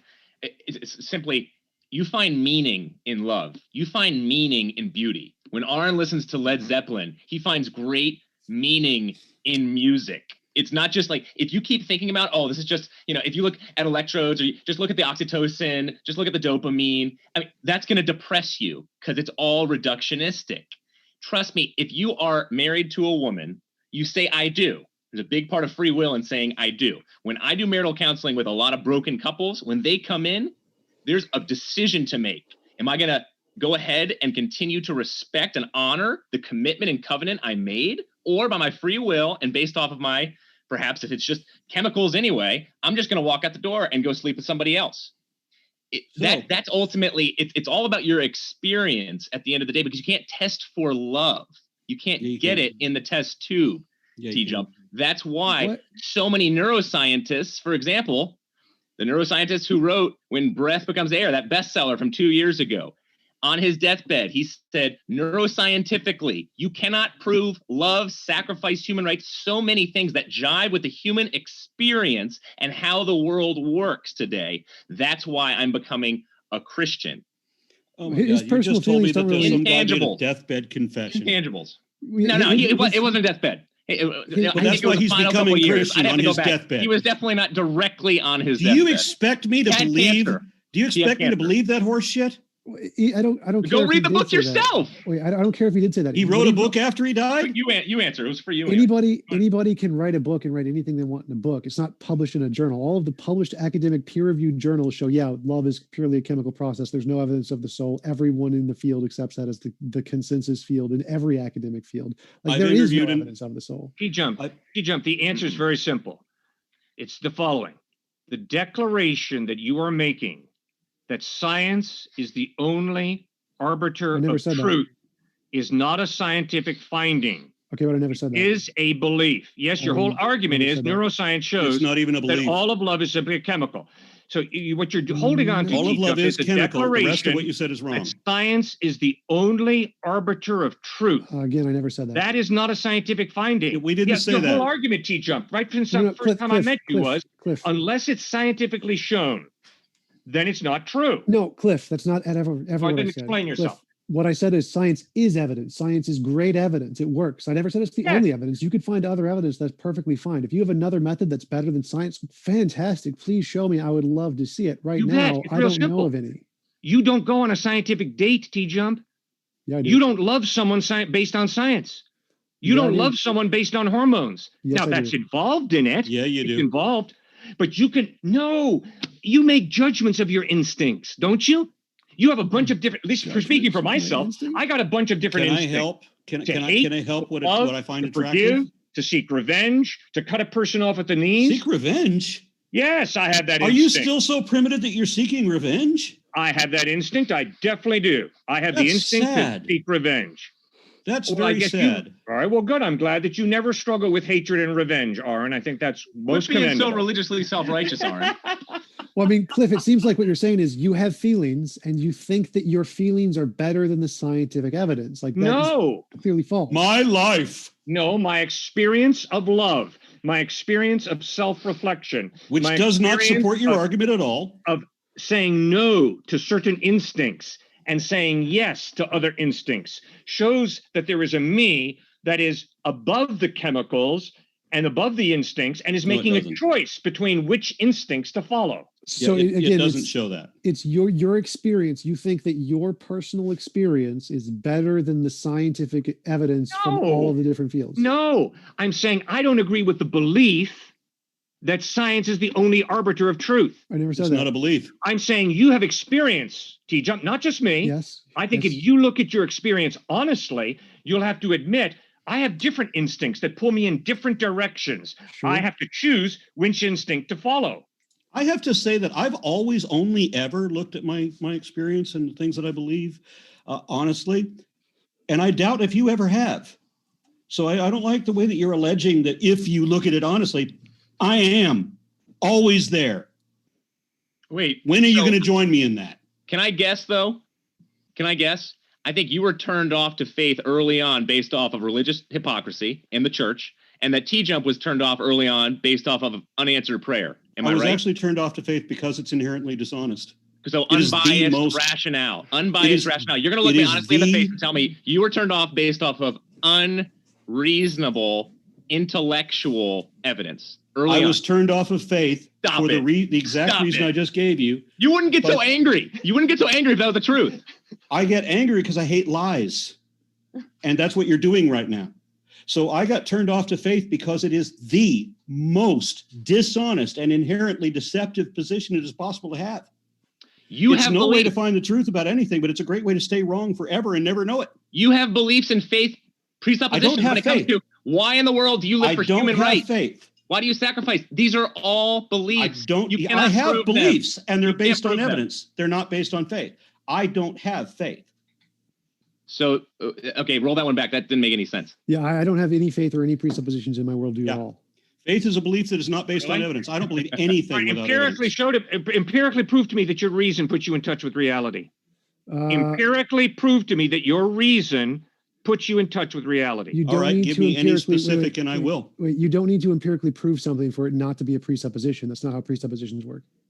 Prove to me empirically that your presuppositions, you whatever I they don't have are, a are true. You presupposition. don't need empirical stuff to prove something for it to not be a presupposition. A presupposition I- is something you assume to be true before the argument Okay, starts. prove to me why you live for human rights. How do you explain human rights? Why do we as Americans fight so hard for human rights? I believe I just said that. No, I no, just TJump. explained that. This when was for TJump. Okay. Evolutionary advantage. It's good for the society. I believe in objective morality, so I think there is a moral law in the universe without a God. So I would go that route. Okay, so what does that? I mean, how does that explain us going to the other side of the planet though and helping people? Because there's a moral law that causes us to feel certain kind of moral convictions and act in a certain way, just like gravity causes us to move in a certain way. So, do you believe, based off of your worldview, that you have just as high of a motivation as the Christian rationale for helping somebody across the entire planet? Well, I would say it's more of a- higher. I have a higher one Why? because Okay, what? Please. Sure. Michael Shermer was just having a really tough time with Christian Smith on this debate. I mean, Sure. really tough time. I wouldn't doubt Explain to me. that, but we're Yeah, not going to so bring up it's- Michael Shermer. But yeah, it's pretty simple. I think that human beings have one life. They have about 100 years to live, and that's it. And so giving them as much value and experience in that very brief time they have is extremely valuable. And any minute that they have suffering is a tremendous loss and tremendous evil in the world. And so because we don't have infinite time to live, every moment we have is infinitely more valuable than the Christian worldview. Whereas in the Christian worldview, our life in this world is pretty meaningless. It's from dust to dust, and we should just not value anything in this world. So from the secular humanist perspective, our life in this world is infinitely more valuable than the Christian worldview. So your atheist prophets, Camus and We don't have Tolstoy prophets. and Please Nietzsche don't project would your own faults onto would all us. disagree with that. All of them please, would disagree with Cliff, that. Please There's do no- not project your No, own Stuart, faults onto Stuart. us. We don't have prophets. We All of don't them. have faith. We're Wrong not with just as the bad as absurdity you of are. life, That's not our Camus. point, Aron. Absurdity of life, Camus. Stuart, if I just said Tolstoy said all of his meaning in life was stripped once he realized that this life was going to end. There was no meaning because there was no eternal life. Stuart, That's Stuart, what if I said So earlier. that they are completely different from your thinking. Why is that? Like, if I'm going to become an atheist tonight, if I'm going to convert tonight, why not follow them? Why follow you guys? Gotcha. Stuart, All right, why would you- One why sec. would you I do want to follow- hold on. I'll let you go, Tom. I just want to say that let's give Tom and Aron a chance to answer, and then I think it's a pretty good time to go into the Q&A. Yeah, so Stuart, listing all of those other atheists and their other perspective is like if I list Jonathan Smith and say, well, why aren't you a Mormon? Because clearly he's a Yes. representation of Christianity. Like just picking a random guy who wrote a book and labeled it atheism doesn't mean it's an authority on atheism. No, it'd be like John the Baptist and Jesus. You have to go into That's how big they are. Q&A. No, they're not big at all So- in atheism. Like there is no authority in atheism. They're We'll just give- random guys who wrote books and that's it. Like Jonathan Smith. Let's give Yeah, Aron a I am chance. frequently accused of being one of these atheist authorities. I assure you, I am not. Gotcha. And we will jump into it with that. Thanks so much, folks. Whew. That was a lively one, but a terrific one. That was really, really fun conversation. I'm still bothered by one thing. I just got to say one more thing. When you guys think that you have to live forever in order for life to have meaning, No. that's morose. It's morbid. Well, no. I mean, so you would disagree with all the existentialists then, because they would say that. I don't care. So I'm with the Humans value existentialists. most that which Because is you rare. can still have a type of meaning here. I mean, certainly I can help my plant grow over there by watering it, and that gives me meaning in life. Well, let's and I think give a that'll help comparison. my life expectancy in some kind of way. Let's give a comparison, okay? So my primary motivation is truth. I don't want to believe anything that isn't evidently true, and everything you believe is not evidently true. It's supportable, it's not defensible, it's not possible. And those are all defensible statements. And I believe your position is all emotionally based. It's not mainly based off reason. It's not remotely emotional. No. Because you're emotion. There's so much emotion behind it. Like why? Yeah, I hate Would you be lies. this angry at the tooth fairy? Would you be this angry at the tooth fairy? If the tooth fairy was being taught in grade school, Go. yeah, I'd be that angry about it. Sure, the tooth fairy is being taught when you're 2 years old. I mean, when you come The out tooth of the fairy womb, is the not tooth fairy is taught. You don't go to state-funded institutions to be told So about now we're the getting tooth back fairy. to the religion question. Okay, I'm talking about Jesus Christ. But go ahead. Okay, Very so different. Whichever version of the tooth fairy or the Easter bunny or whatever you want to go with doesn't matter. We're still talking about things that are not evidently true and not even possible, and that should not be taught in school. And you're trying to sidetrack me from the point I was trying to make. Humans value most that which is rare. This is typical for us. And what is more rare than the value of a human life, right? Except when you think you're going to live forever. And then Christians tell me that this life the one life we know we actually do get, they think that this is some arduous thing that you've got to get through to get to the great reward that comes after the one thing you actually do get. That's what's morose, and that's what's so wrong about it. That's the sad thing. Why do I not like faith? It's because it's wrong. It's because everything you guys say is wrong. Jesus Christ I don't believe that. Jesus Christ taught not to live for the afterlife. Jesus Christ taught to live for the now, to redeem and buy back this place by helping the poor. And he said that he came. He has nothing to do with this pie in sky by and by. Let's just live for the afterlife. Right. And in Matthew 10, he said he came to divide husbands from their wives and parents from their children. Called he hyperbole. Came to separate families and so forth. Yes, I get all that. So well, what was his point in saying that? Mysticism. Wait. What was his point in saying that? He wants you to believe in mysticism. He wants you to you're just totally skating over it right now. I'm not skating over. I'm answering the question. You are. You're number 31. You should have stuck with numbers 31 because you had a better point on that the other night. Based off of, you don't want to hear the answer, you just want to keep asking the question in the middle of the answer. Let me tell you why. Let me tell you why. Let me tell you why you won't let me answer the question you keep asking. Okay, well, let's give Aron it's a definitely chance. Time to go to Q&A because this guy ain't going to get anywhere. It's about loyalty. It's about loyalty and commitment. It's not about actually. No, it isn't. It's not. Your life. Why it has do you nothing to do with that? Why are you absolutely wrong about absolutely everything? Wouldn't it be nice to be right about something once in a while? Everybody interprets. We must go into the Q&A. Right. So I want to say thanks so much for your questions, folks. Very juicy one tonight. And we're starting with Jason Burris. Appreciate your question. Said, I'm an archaeologist. Tell me, 1, what are the methods that prove the Bible? I find it hard to believe that a faith can be proven through archaeology. And 2, what events in the Bible are proven through archaeology? Read the book of Acts. All right. Archaeology. Why did you answer the question? All right. Archaeology is not the basis of faith. Instead, archaeology is one of the 4 tests that I use on any document that claims to be historical. Meaning by that, if a document that claims to be historical is talking about the island of Atlantis that archaeology cannot verify, the evidence is that the document is not historically reliable. But if the document is talking about Bethlehem, Nazareth, Jerusalem, Sea of Galilee, all archaeologically verifiable places, then that is one piece of evidence pointing to the reliability of the document. So archaeology has nothing to do with establishing faith in God or faith in Christ. It has to do with determining the trustworthiness of an historical document. All right, 2 things on that. One, when archaeologists discovered the city of Troy, did that make it evidence of the Hellenist gods? I gotta give these guys the last word. Aron, you missed my whole point, Aron. You're affirming his point. You missed my whole point, Aron. Okay, That's so sad. Baptist beer. We'll go to the next question then. Thanks for your question, or I should say thanks for your super sticker. Woody, appreciate the support. And Majestic P. Beck, thank you as well for that beautiful, tremendous super sticker. Language and Programming, thanks for your question, said, how could a book which admits to people claiming it was a, quote, cleverly devised myth in 2 Peter 1:16 be considered without suspicion as true? It's total misreading. misreading. Very simple. Peter writes in 2 Peter, we did not follow cleverly invented stories. Instead, we were eyewitnesses of his power and glory. Just go back and read it for yourself. If you want to find out about Islam, read the Quran. If you want to find out about Hinduism, read the Vedas, Upanishads, Bhagavad Gita. And if you want to find out about Jesus Christ, read the Gospels, read the New Testament. I will agree on one point. They were not cleverly written. Next up, thanks for your question. This one comes in from our dearest friend, Language and Programming Strikes Again, saying, which gospel is true?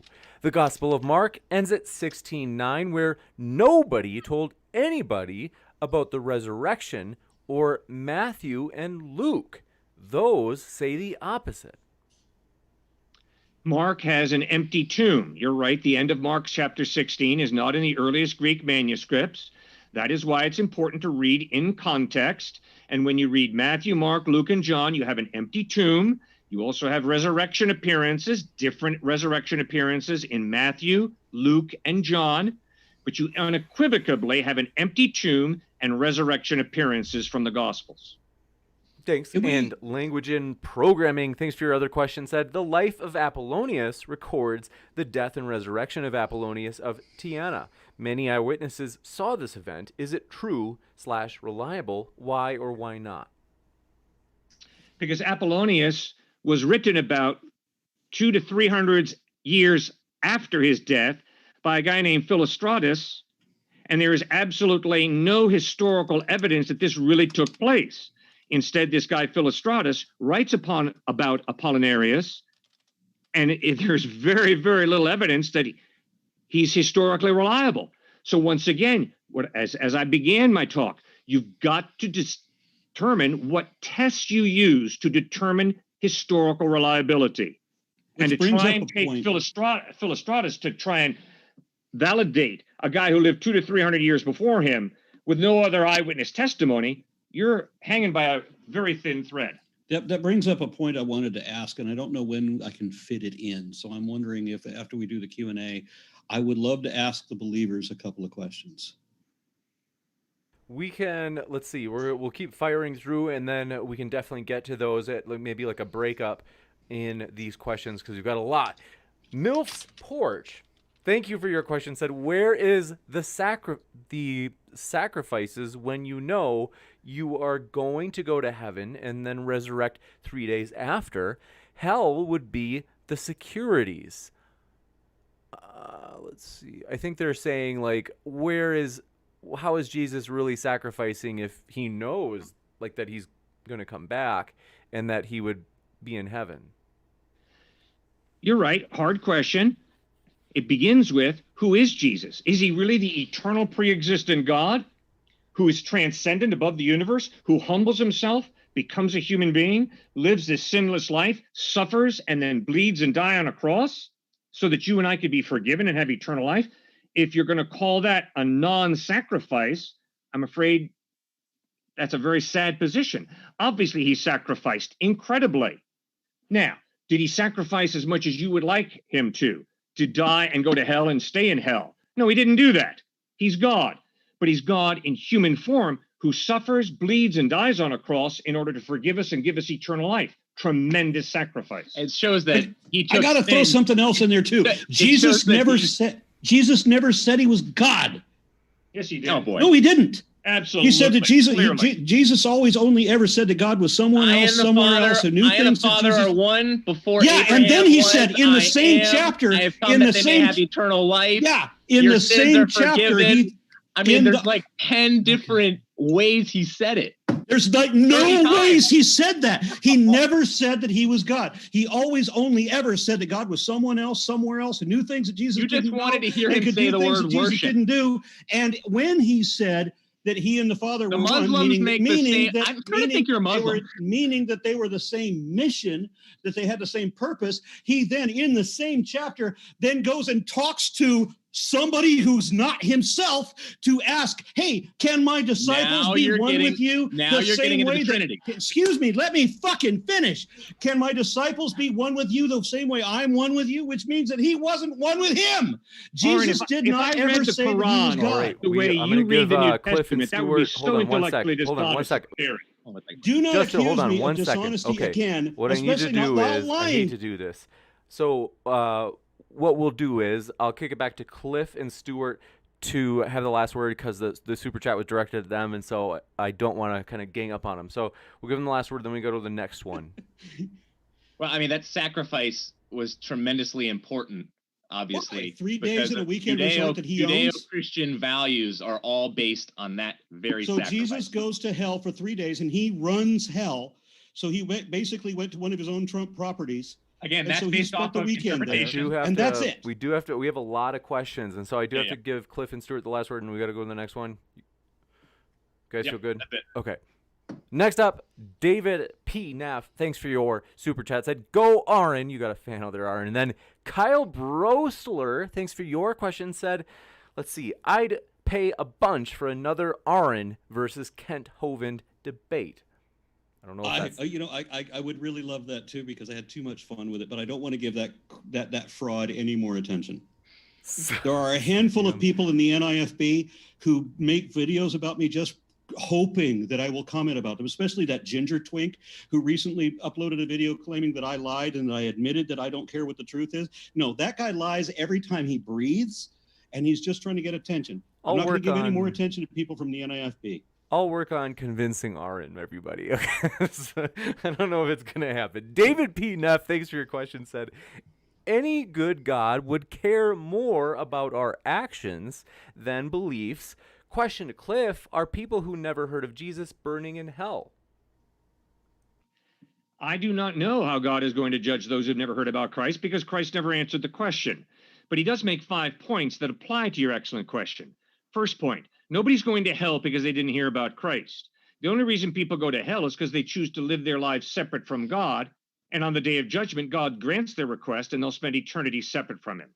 Second point, there are going to be a lot of people in heaven who never heard the word Jesus Christ. Hebrews chapter 11 in the New Testament lists some of these people by name: Abraham, Isaac, Jacob, Moses, Rahab, a Gentile prostitute. Obviously, they never heard about Jesus, but in humility, they put their faith in God. They're going to be in heaven.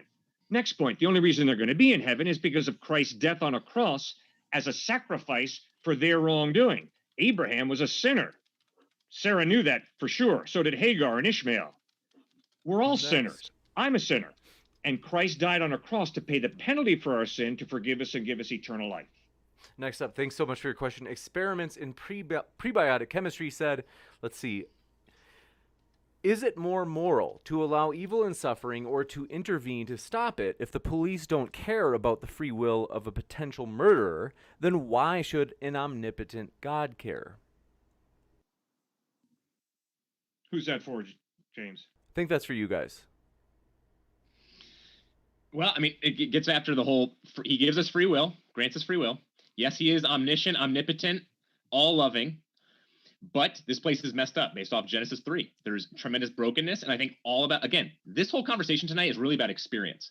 I think everything in our experience shows that there is brokenness, the psychological, sociological, cosmic level. And so that's why, sure, God steps in at some points, other times he does not. If he stepped in at every single point, that would take away our free will. Yeah, God never steps in, period, ever, at all, and we don't have free will. Next up, Andrew Handelsman, thanks for your question, said, Aron and Cliff boxing match after the show. Maybe. I don't know. Brother John, thanks for your question, said, how does Yahweh love his enemies? He kills them, the Amalekites, the flood, hell, and they said, embrace pantheism. We have a pantheist.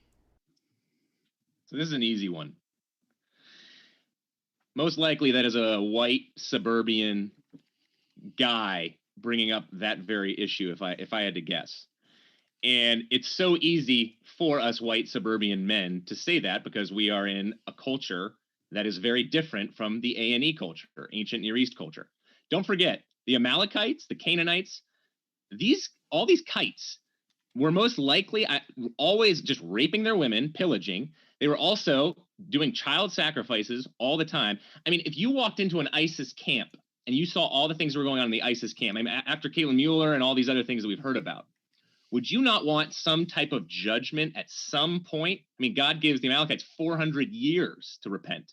At some point, I would want judgment on a whole camp of people. But don't forget, there's never genocide because these different groups of people always end up popping back up again. So it's not wiping out a whole human race. And the proof of that is how angry you get if someone steals something from you.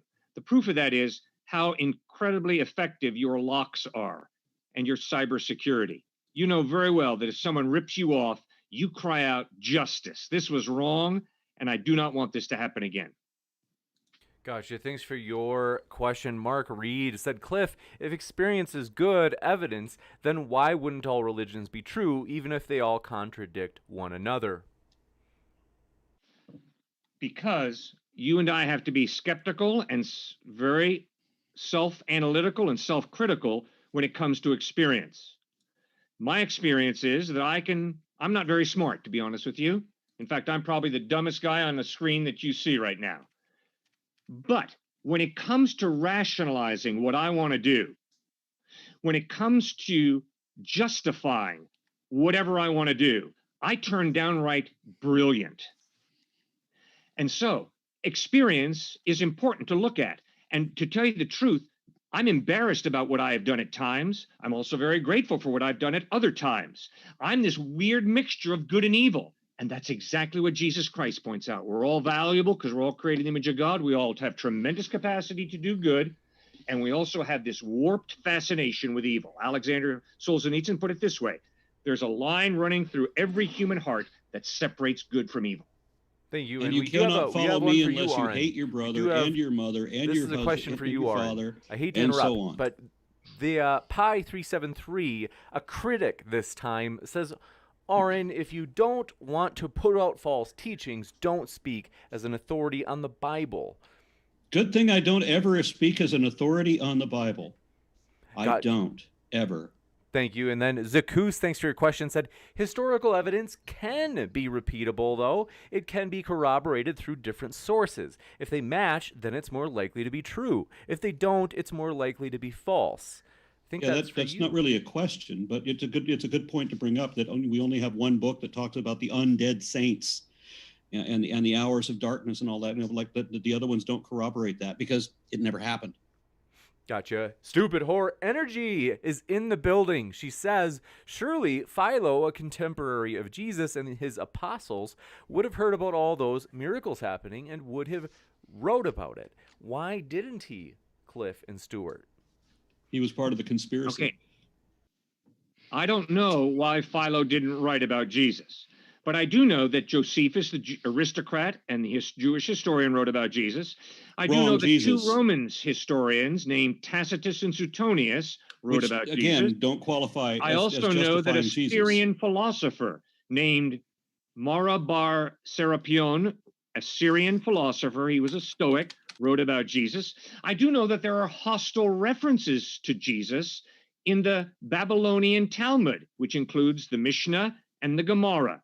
So Jesus' enemies wrote about him in the Babylonian Talmud. So you've got a Jewish historian and aristocrat. You have two Roman historians, Tacitus and Suetonius. You have a Syrian philosopher, Serapion, and you have the Babylonian Talmud writing about Jesus. Next up, Ryan Gordon. We wrote, those people wrote about Christians, we have so many questions. Not about Christ. Cliff, could you spell that for the Assyrian philosopher? Could you spell that for me? Serapion. Next, Ryan Gordon, thanks for your question, said, you can't measure supernatural with natural measurements. You would need a supernatural, quote-unquote, ruler or spirit.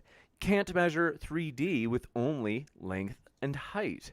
I think that's for you, Tom, if I had to guess. Yeah, it's called indirect observation. We don't directly see neutrinos because they're too small to detect, but we can detect the effect they have. So if there is a supernatural being who had some effect in the world, like doing miracles, we could measure it that way, no problem. So if there's a God who you can pray to generate a gold brick and the gold brick appears every time you pray, that would be good evidence of the supernatural. You don't actually need direct observation of the supernatural. You can have indirect observation, which is commonly used in science to detect things that we can't directly see. Not a problem. Thanks so much. Yeah, next. And I'm glad that you're getting the references that they brought up, because I mean, like Bart Ehrman, who's a scholar on this and an actual authority in the Bible, in a manner of speaking, says that there's no word at all from Jesus's enemies. Now, there's people who write about Christians and the establishment of Christianity by a certain time, like Tacitus and so forth, but none of them ever talked about Jesus himself to verify that there was a man there. So that never happened. And this is according to Ehrman.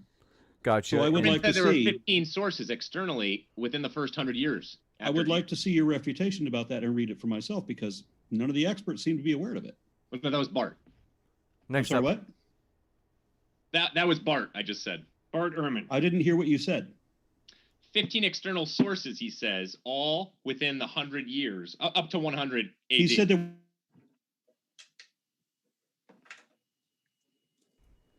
I think Aron is froze. Yep. said in the next century, but not in that century. We didn't hear what you said, Aron. Sorry, it froze at just that moment. I'm sorry. What Ehrman was saying was that, yeah, we've got plenty of people who talk about the existence of Christianity a century later, but we don't have anybody that's talking about the Christ himself in the century that he lived. Gotcha. Next, we must move on. Andrew Handelsman, thanks for your question. Said movie theory stole Bruce Wayne's avatar. Gotcha. Movie theory is a local troll we have. But Wilma Dickfit, I appreciate your, oh gosh. Okay, said, thanks. Said, love the channel. James, we appreciate your encouragement about the channel. We appreciate you hanging out here. Zacuse, thanks for your question. Said, Cliffe, a psychopath can't choose to love. They lack empathy, which prevents them from feeling what you're preaching. They can only feel for themselves. And that is why we call them a psychopath. And that is why we have mental hospitals, because we understand that due to chemical imbalances in the brain, a person can lose a lot of their rational thinking, a lot of their free will, and they become slaves to chemicals. And that is tragic. And we view it as a sickness. We do not view it as healthy. We also do not view it as the norm. And we try to hold them responsible in a different way than we hold someone who has chemical balanced brains responsible. You can lose your free will?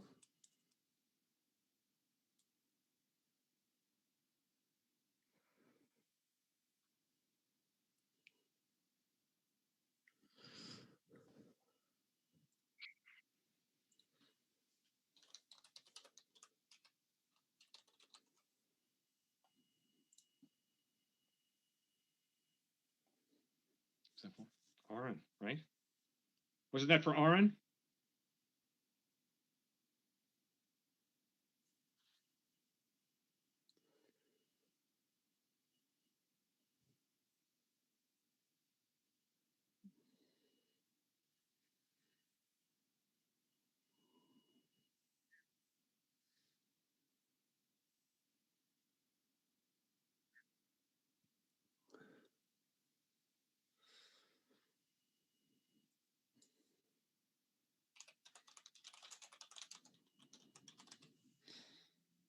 I think it's Yeah. saying the fact that you can't understand how your experience could just be a product of brain states doesn't mean that you actually have this love thing that you're talking about. Yeah, well, my point is simple. My point is there is no way to empirically prove that a miracle has occurred. Why? A scientist would have to assume, or a person with that belief that science is what determines reality, a scientist would have to assume, no matter what, that no natural cause had been discovered yet. And so that's TJ's point. I would assume that you would say, although we do not understand exactly why this happens, there is a natural explanation. We just don't have it yet. Because your worldview, at least what I've heard you espouse, TJump, is that only the natural is real, only what is measurable is real, only what is scientifically verifiable is real. And I'm obviously contradicting that and saying I disagree. I think that your experience of life shows you that there is more to reality than simply what you can scientifically verify. One sec.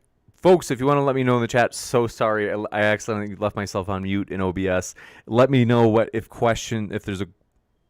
the last question was that you heard from me being asked. It sounds like you guys could hear everybody else, so you maybe were able to piece together what the questions were, but sorry about that, folks. And appreciate your question. This one comes in from Martin C., who says, Christianity or Christians, do you have contemporary evidence of an afterlife? Near-death experiences. I think we're getting more and more peer-reviewed articles out of Duke University showing a lot of evidence for them. And so a lot more scholars are taking them seriously. I never would have said NDEs like 5 years ago, ever. I won't say I don't them know how 5 to years from respond now. in 5 years ago. But, and then also the miraculous. I mean, when I was in Haiti, again, this gets back to personal experience. think every single person I talked to had had some kind of encounter with the supernatural. Next, So, yeah, go ahead. So have I. And- I've had plenty of encounters with the supernatural. And then I got better, and I realized that those things never actually happened. give you the last word, Cliff and Stuart.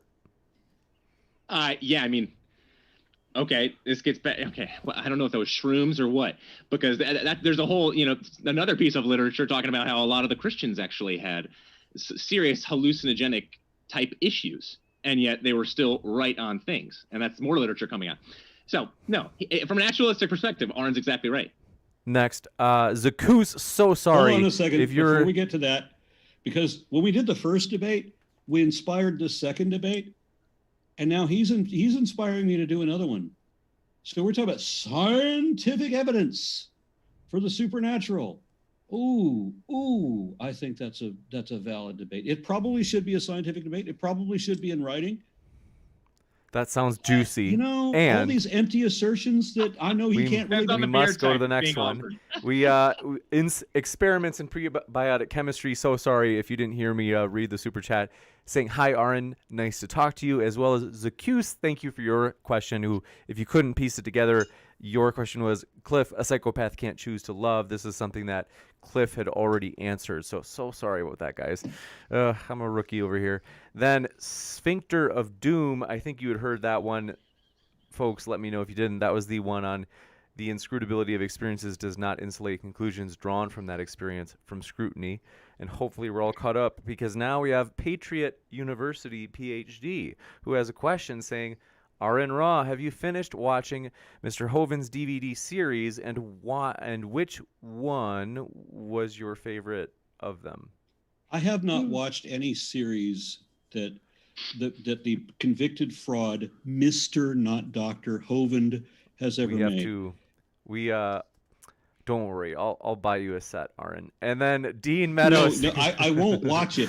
I would rather that his fans provide something that was supportive of his position and actually true. Because all right. Kent Hovind is a professional liar. That is all he does. Gotcha. We must move to the next one. Dean Meadows, thanks for your question. Said, Aron, why is it that after being corrected by Inspiring Philosophy and Eric Hernandez on the definition of faith, do you still You mean use... when I proved that I was correct both times? They said, why do you still use the incorrect definition? Am I still correct after having proved to be correct? Next up, Dean Meadows. Thanks. All right, we've read that one. Cupcake for All, thank you for your question. Said, Cliff and Stuart, why are you so angry?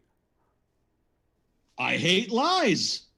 They said Cliff I and had Stuart. for them. Lion's Mane coffee tonight and a little deer antler velvet spray. If you've ever had either of those, you'd be angry too. Next up, Bruce Wayne, thanks for your super sticker support, as well as Stick to Strong. Appreciate your support. What we have to do, if we do have a third debate, folks, with these two tag teams, I insist we do it in person.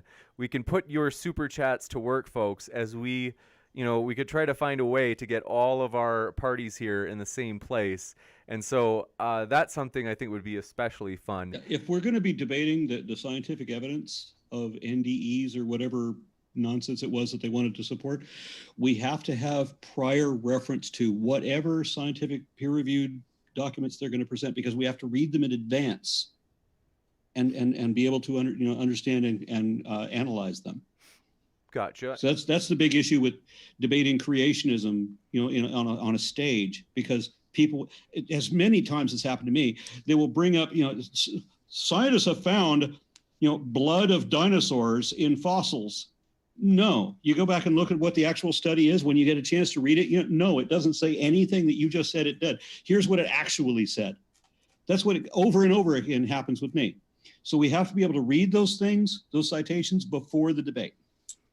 Gotcha. And want to remind you folks, a couple of things. One, that our guest links are in the description. We have more questions, so don't go anywhere, but they are linked in the description, so do want to let you know that if you'd like to hear more of any of our guests. Also want to let you know, if it's your first time here, consider hitting that subscribe button, as we have many more debates coming up. As you'll see on the bottom right of your screen, Bart Ehrman will be here with Jonathan Sheffield.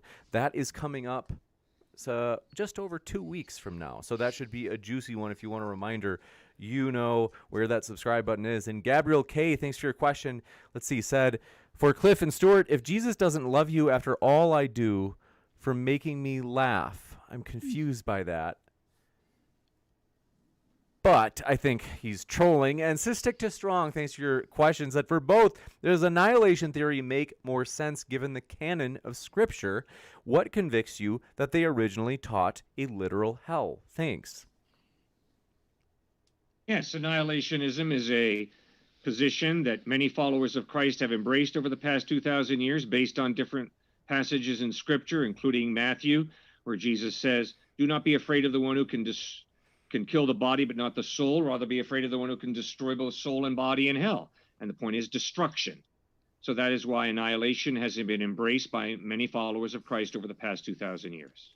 Who can destroy the soul, and how do I get to meet this person?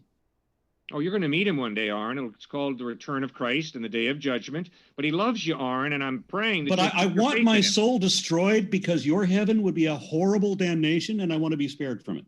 No, I can promise how do I you, get out of heaven that? is going to be the best that you can imagine, and it's No, going to be I can imagine better than you can even think of, and Oh, I I'm want to sure you get out of the damnation that you praise. You're far more intelligent than I am, Aron. That's not the point. The point is that Jesus insisted that heaven is far more wonderful than the human mind, any mind, can comprehend. But if you think about it for 10 minutes or more, you'll realize that it is eternal damnation in one form or another. And I would rather be spared that. I don't want to live with little Anthony Fremont for all of eternity. So just destroy my fucking soul and let me out of the deal. Well, I pray that you'll trust in Christ and receive eternal life. Well, I can't trust in your magic imaginary friend who isn't real. Okay, we must move on. Gabriel K., thanks for your question, said, so because Roswell exists, therefore do aliens exist?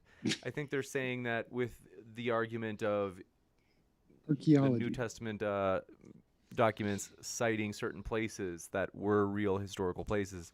They're saying that if you use a reductio, you get in this trouble. All I'm asking is you come up with your own tests, whatever they are, that you use to determine whether any document is historically reliable. And what I shared was, I have 4 tests. And one of those 4 tests that I use on any document that claims to be historical is, does archaeology support the place names listed in the document? Gotcha. Next up. Importantly, we have absolutely no evidence that the Exodus ever happened. We know for certain that Noah's flood never happened, and that Adam and Eve were never real, and the Tower of Babel never happened, and no guy ever lived for 3 days inside of a fish. And all of that is complete nonsense. We know that. I can give you a chance to respond, Cliffe and Stuart, given there were some new points. If the resurrection happened, that doesn't matter. Real that simple. can all be wrong, but if the resurrection happened, it does not matter. Real simple. Resurrection didn't happen either. All of what you just listed is never in the Gospels. All of what you listed is outside the Gospels. It doesn't matter. I was not arguing. Yes, it does matter. I was not arguing for the historicity of the flood. I was arguing for the historical reliability of the gospel. Well, that'll get to what we're going to talk about after the Q&A. Tom's chair, thanks so much for joining us.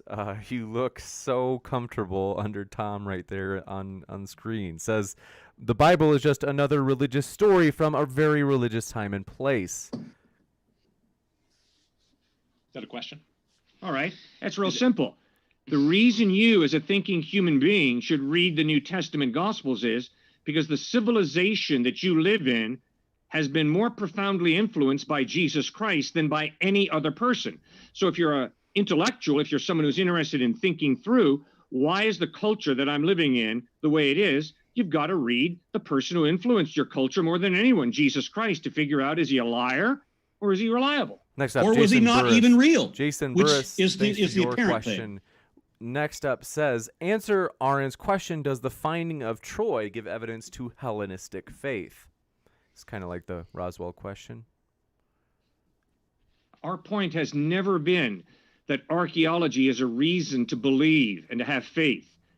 Our point was archaeology is one of the 4 tests that I gave to determine the historical reliability of a document called Matthew, Mark, Luke, and John, the New Testament. Okay, so we know that all we of do the have a lot. I archaeological hate to do it, records. but we do have one. This one's for you, Aron. It's from Patriot University, PhD.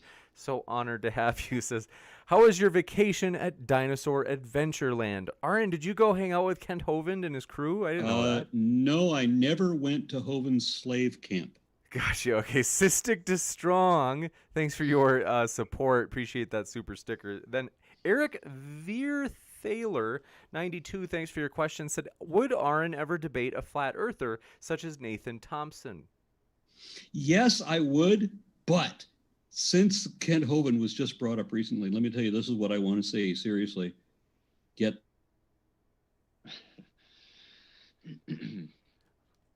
What is it, Aron? Wait, we did. I'm sorry, Aron. It was just at that moment. Who did you say it cut out? Who did you say that we should get? They just mentioned Kent Hovind. Oh yeah, but we didn't hear it cut out when you said. Right after you said, "This is what I really want to say," it froze right after you said that. Yeah, I've got a complaint to my internet because I pay for commercial service, and so I should not have interruptions or stalls. Right. So I'm really pissed about that. But somebody mentioned Kent Hovind, and so you're going to mention flat earthers, and this is what I want to see. Yeah, I would gladly debate a flat earther, but what I really want to see, and I'm being sincere, I want to see Kent Hovind debate the best flat earther there is, because it would be wonderful, because this would be the first time in Kent Hovind's life when he ever had to use science to his defense, where in an argument he could potentially win. So next, it would definitely be interesting. We've tried to. We'll try again. I know that Nathan Thompson, who I might be the best flat earth debater, wants to debate Hovind, but Hovind has not taken the bait. Cystic to Strong, thanks for your question, said, for both, does annihilation theory make more sense given the can't... Oh, we read that already. Let's see. We have another one. This one's from Meerkat SK5. TJump, if only a consensus can truly verify a claim, do you have a study that asked scientists from every field that whether the statement, quote, only a consensus can truly verify a claim? Consensus doesn't verify anything. Consensus is the way you have people who assess the evidence and reliably understand it. But consensus isn't a verification. Gotcha. And consensus is when 98% of the experts in the field all have come to the same conclusion based on the same studies. Gotcha. And this one's Patriot University PhD, very active tonight, says Aron Ra needs to sell his microbrew beer ASAP. That's right. I thought I remembered this. Go. Yeah, I wish I had a microbrewer that did one batch of Godless Heathen, and he promised he was going to do more, and he disappeared. And it pissed me off because it was actually good. It wasn't a high ABV, but it was actually good. The taste, I mean. Well, hopefully in the future. And then we have Strudel Slayer. Thanks for your support. I didn't see a question. Strudel Slayer. Does that mean something bad? It's like everybody does No, that. no. Okay, I just love like these a cookie. usernames, like Cosmic Sphincter, and Cosmic, yes. Meerkat SK5 and Strudel Slayer. I didn't get your question. But thanks for your super chat. Let me know in the live chat if you want to attach a question to it, and just put it as a normal chat. You don't have to do another super chat. Wilma, thanks for your question, said, to Aron and TJump, I myself struggle with having hope in humanity and not letting frustration consume me. How do you two deal with, creationists or still believe, or people who believe in mythology? No, they're not nearly as bad as politicians. We need heavy doses of alcohol for that. And I noticed that politics is actually far less rational than religion. It's bizarre. In either case, we're talking about people who don't care what the truth is. They want to believe what they want to believe, and that's it. Yeah, it seems very true. I've experienced that myself. Jeff Young, thanks for your question, said, does anyone recognize, they said they'd love to hear people like William Lane Craig or Bart Ehrman. We can work on seeing if Dr. Craig comes on, but Dr. Bart Ehrman will be on later this month. If you're looking for top-notch intellectuals, we will shoot for Irresistible Truth. Thanks for your questions. Arnon, you mentioned the issue of free will with your opponents. What has your experience been with debating Calvinists since they are determinists? I love Calvinists, the fact that they exist, because I can use their existence against the other body of Christianity. Gotcha. Especially when it comes to the idea of free will, especially when it comes to arguments of morality, because there just isn't any. I mean, Calvinism is just like Islam in that God decides who's going to do, God decides whether I'm going to believe or not. God decides whether I'm going to do evil or not. And then God decides that he's going to punish me for the thing he forced me to do. So I have no free will. Same thing with Calvinism. God decided in advance. So sin all you want to. You were predetermined to go to heaven, and it doesn't matter what you do. And you're going to go to hell no matter what you do. So next up, let's see. OP, thanks for your question, said, if science works on consensus, then should we trust the scientists that believe in the flat earth in the 15th century, or actually examine the data? I think they're saying, like, if we lived at that time. No scientist believed in a flat earth in the 15th century. First off, science does not work on consensus. So any one person can overturn the status quo. It's just the validity of the arguments and the evidence that he brings forth. That's why tectonic theory replaced expanding Earth theory, and it took until Wagner was no longer alive. Wagner was ridiculed during his own life, and yet after he died, eventually, all of the scientists realized one by one, they all realized, you know what, he had a point, and what he said works out. And you know what, he was right. That's what the consensus means, is that all the scientists have tested it and they've all realized, yeah, he was right. Gotcha. And thanks so much for your question. This one comes in from, you guessed it, Patriot University PhD, says, why did you switch from a stout to a, is it larger? Lager? Lager. I'm not drinking a lager. What I had tonight, and I'm going. What do you have tonight? Oh, okay. And then I went to Full Grown Jack, which is a pumpkin stout. And then I went to Full Grown Hombre, which is flavored by ancho chilies. And then I went to another local brewery. These are all Dallas breweries. This is Revolver Blood and Honey, and this is an American ale. Nice. That sounds really good. Which was the one you said you had tonight?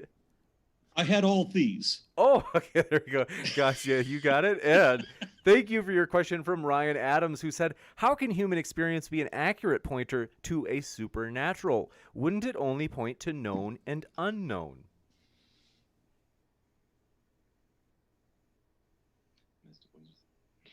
All right. My experience of life is real. My experience of life is that science is a wonderful branch of knowledge. My experience and observation is that historical knowledge is a wonderful branch of knowledge. And my experience is that my interactions with people is not based on science. It's not based on history, although both of them influence me, but it's based on trust. And the way I trust someone is by amassing evidence that they are reliable. And then when it comes to trusting God, the question is, has God revealed himself accurately in Christ? And is the evidence pointing to Jesus being reliable, trustworthy? And I would argue the historical evidence of his life, teachings, death, and resurrection is that indeed Jesus Christ is reliable. And if not, please give me someone who is more reliable than Christ. The famous atheist A.N. Wilson became a Christian again, and Dawkins, Hitchens all hated it that A.N. Wilson became a Christian. And he said the main reason why is because he met so many Christians who had radical character change. That's one of but he couldn't find anybody that actually had evidence that they were correct.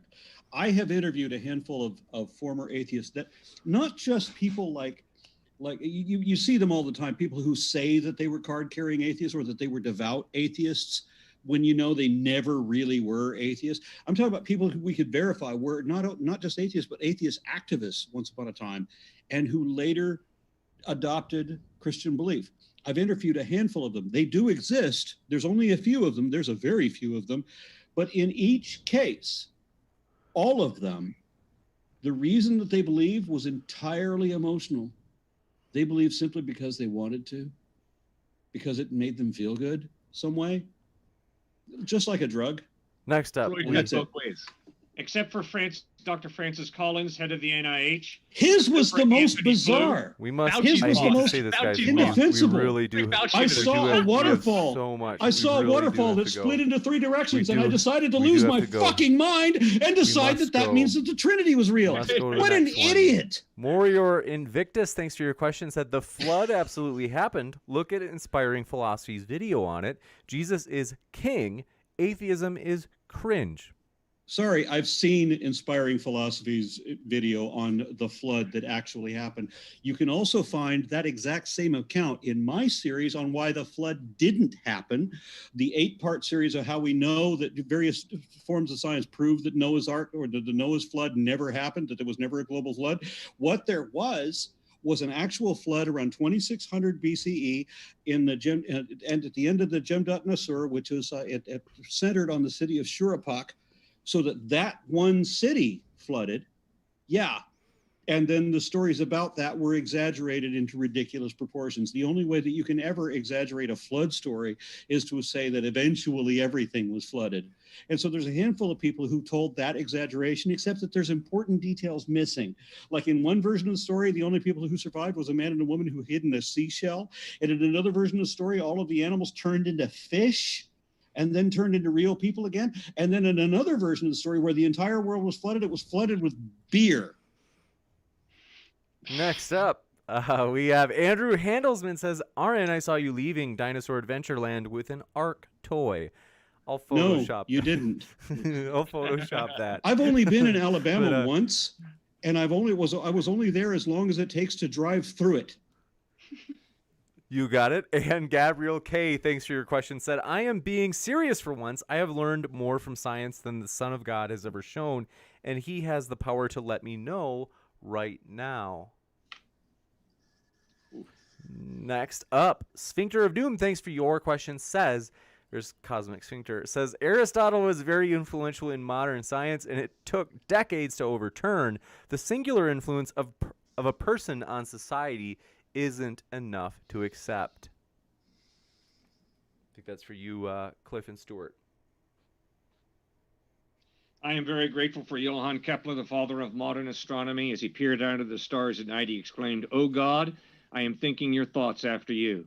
I'm very grateful for Galileo, for Copernicus, for Boyle, for Faraday, for Dr. Francis Collins.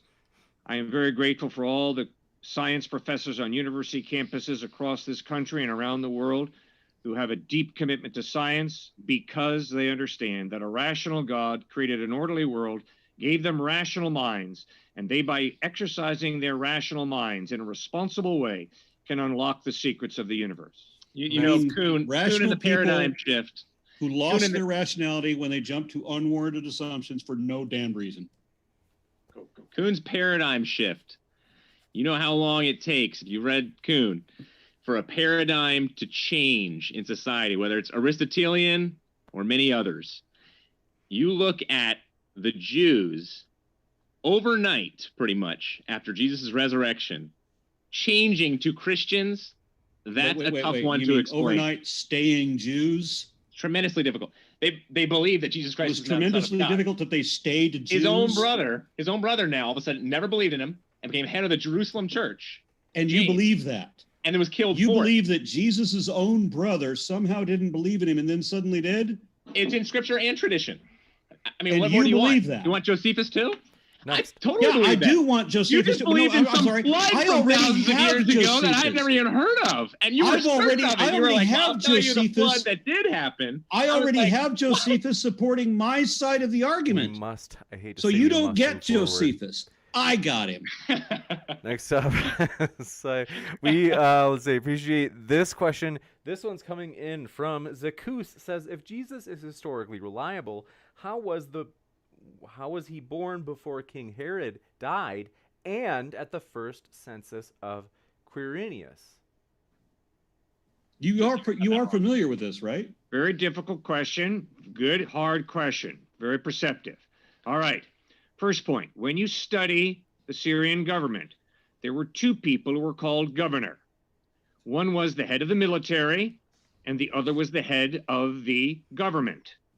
So it's quite possible that Quirinius served in two capacities as governor.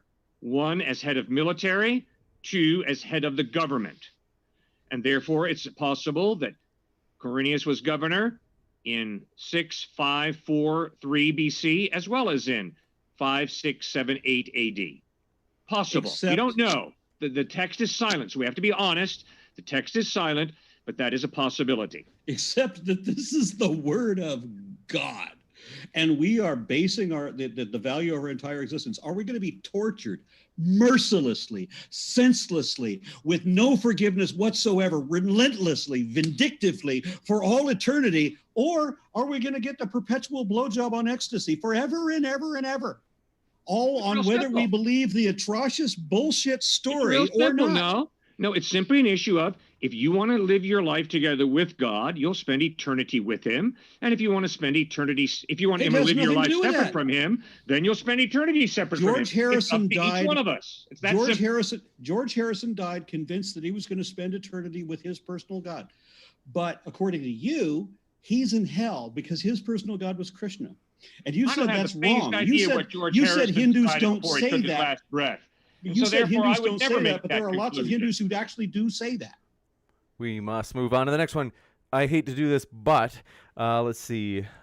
Unless you had a short and pithy reply, I do have another question. This one comes from Sphincter of Doom. Says, how do you test your faith? Refusing to consider the possibility of wrong is admitting you're not going to find out. Jesus commands his followers to be skeptics. He says in the Sermon on the Mount, beware of false prophets. They come to you in sheep's clothing, but inwardly they are ferocious wolves, and they will eat your lunch.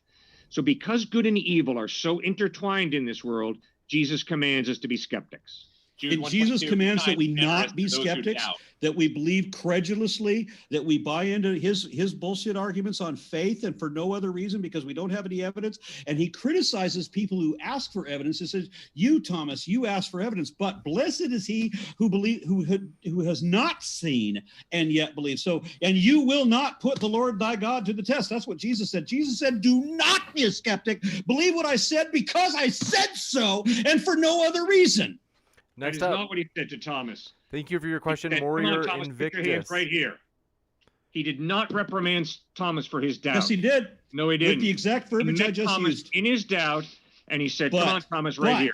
Blessed is he who has not seen and yet believed. Yeah, that's Jesus correct. Actually said that. He did say that. Open up your book of fairy tales. I know that. And look it up. It actually does say that. Quote Jesus. And say it's Jesus who said it. Say it's you. Yeah, it was Jesus who said that in your book of fairy tales. We must move forward. Warrior Invictus, thanks for your question, said much more than one city in Inspiring Philosophy's video on the flood. Meltwater Pulse 1B Science catching up to flood stories / evidence the world over.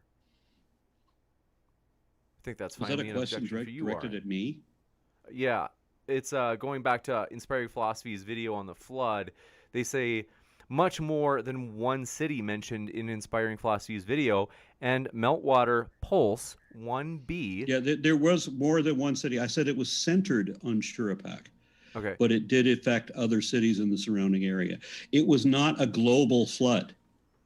They also said Meltwater Pulse 1B Science catching up to flood stories / evidence the world over. I don't know what that means. Yeah, well, the world over does not relate to the flood of Shurapak. I mean, in Greece, you had a similar flood legend that could have been based on the same thing, wherein the people escaped the flood by going to high mountaintops.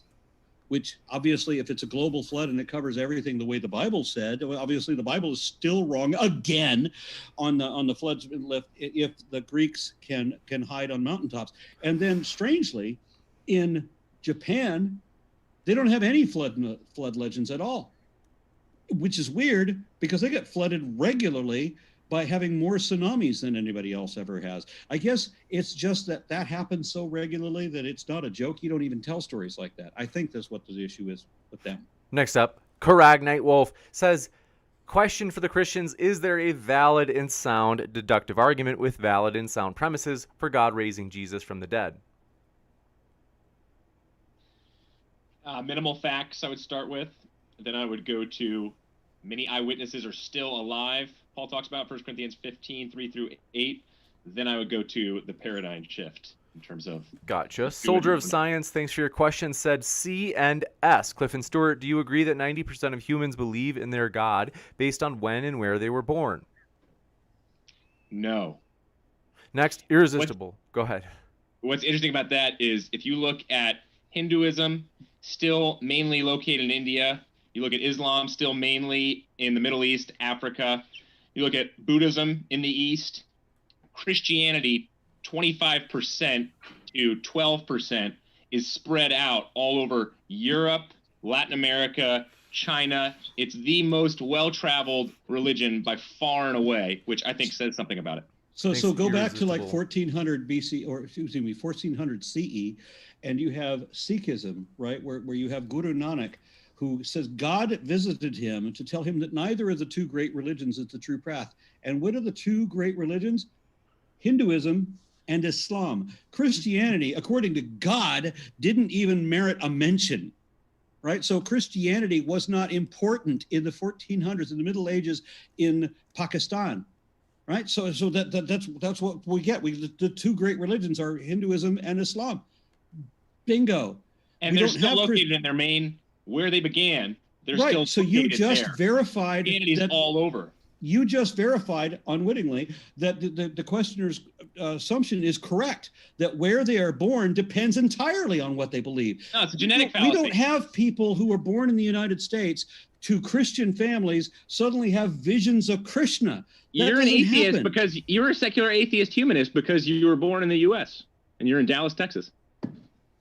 Next up, thanks for your question. That has no relevance to this conversation. This one comes in from our dearest friend, Irresistible. I just want to make a statement on what he just said. I have met atheists in Sharia countries. They just have to be quiet about it. Next, Irresistible Truth, thanks for your question, said, for Cliffe and Stuart, what is the one argument that your opponents should believe that they are suppressing on purpose?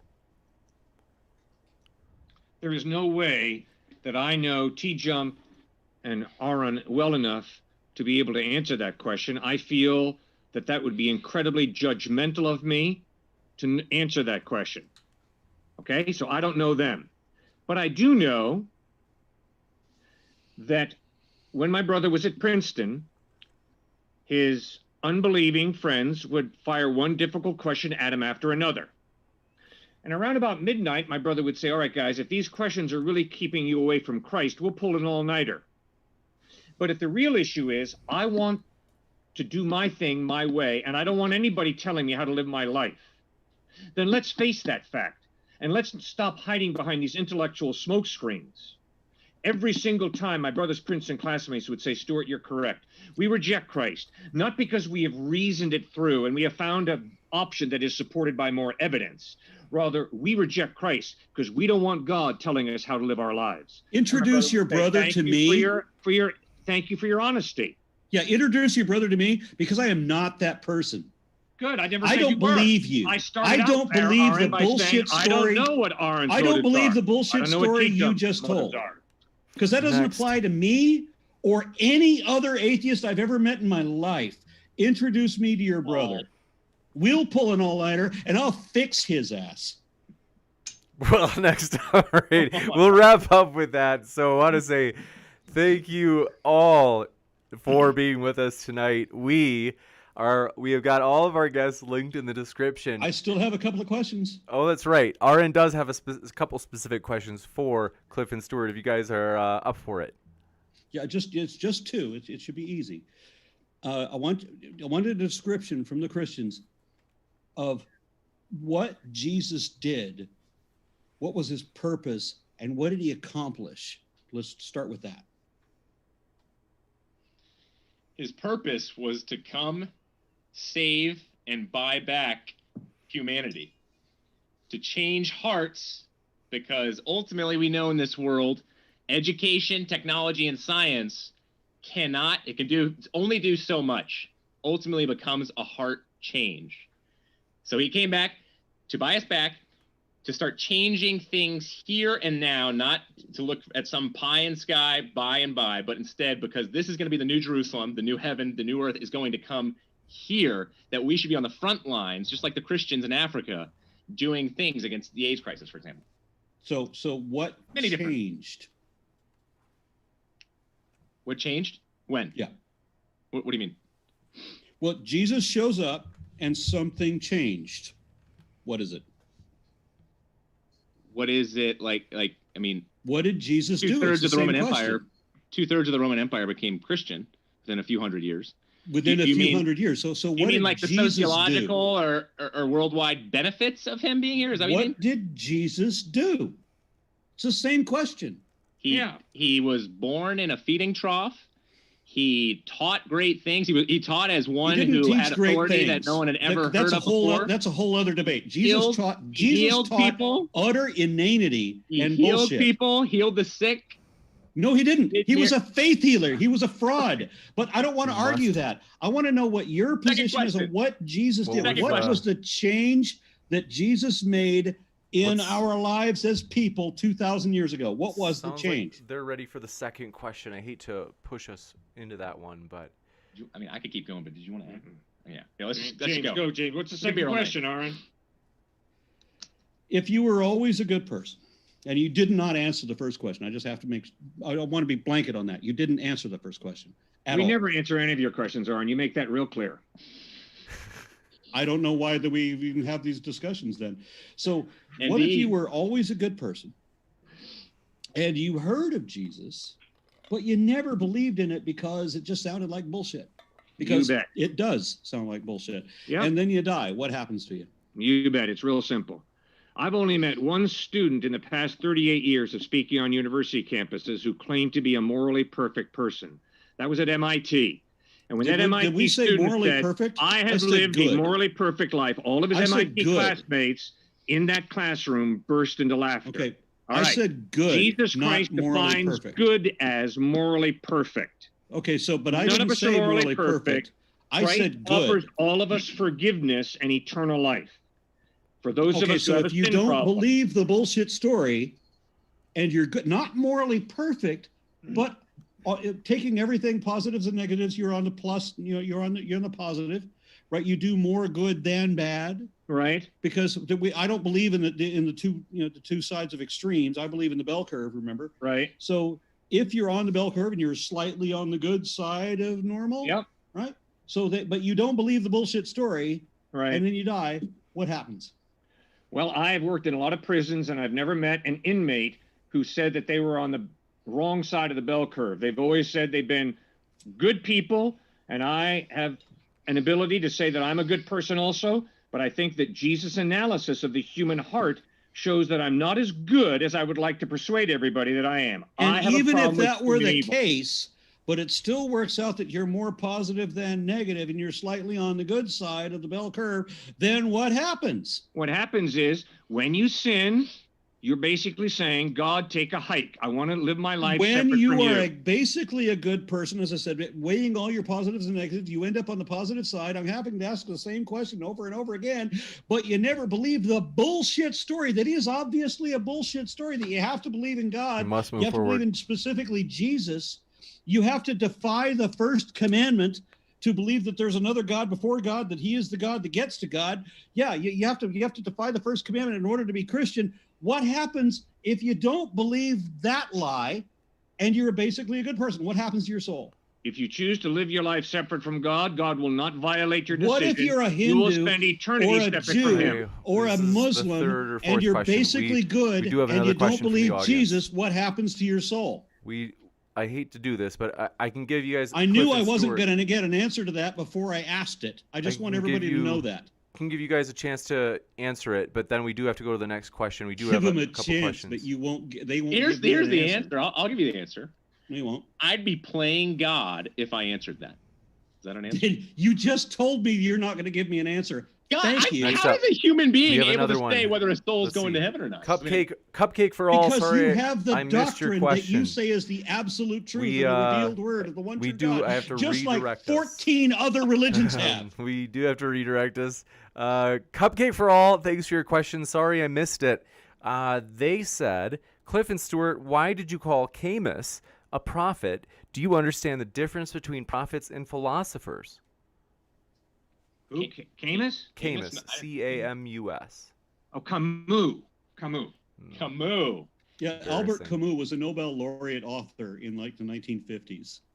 Nailed it. He died in, I think, 51, I believe it is. Check me on that. So Camus became a Christian the final few years of his life before he died tragically in a car accident. That's sad because he was a good philosopher up until then. And what led him there was, again, it was the whole question of meaning of life. And he started reading the Bible for himself, got introduced to Christ. It wasn't through the Bible. It was the character of Jesus Christ that led him ultimately to say, okay, there is a meaning beyond me.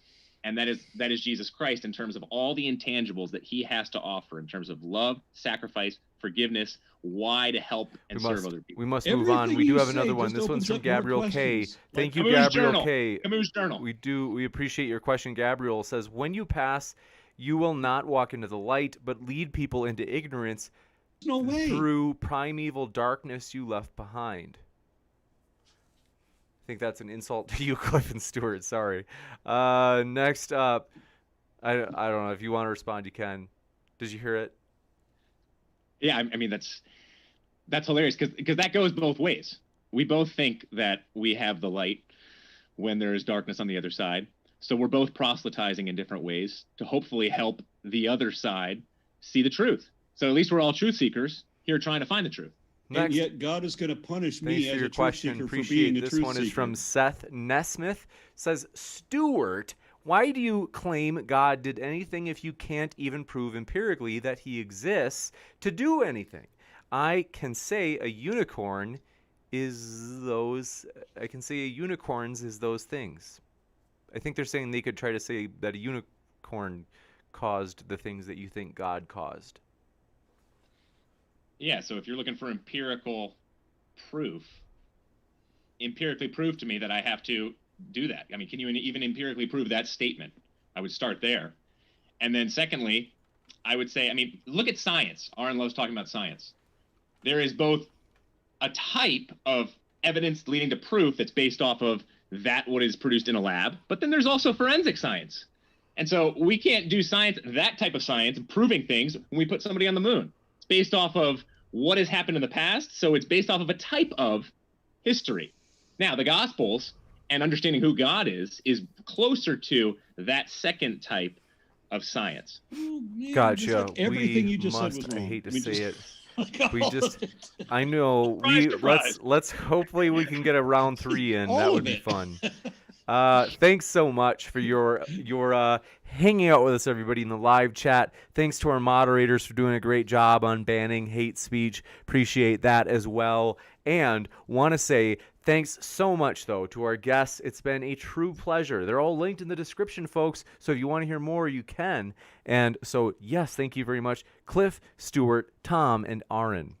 I want to apologize Thank for you, guys. TJump for not letting him just run this debate. I don't know. I just wanted to jump into the fight. I'm sorry.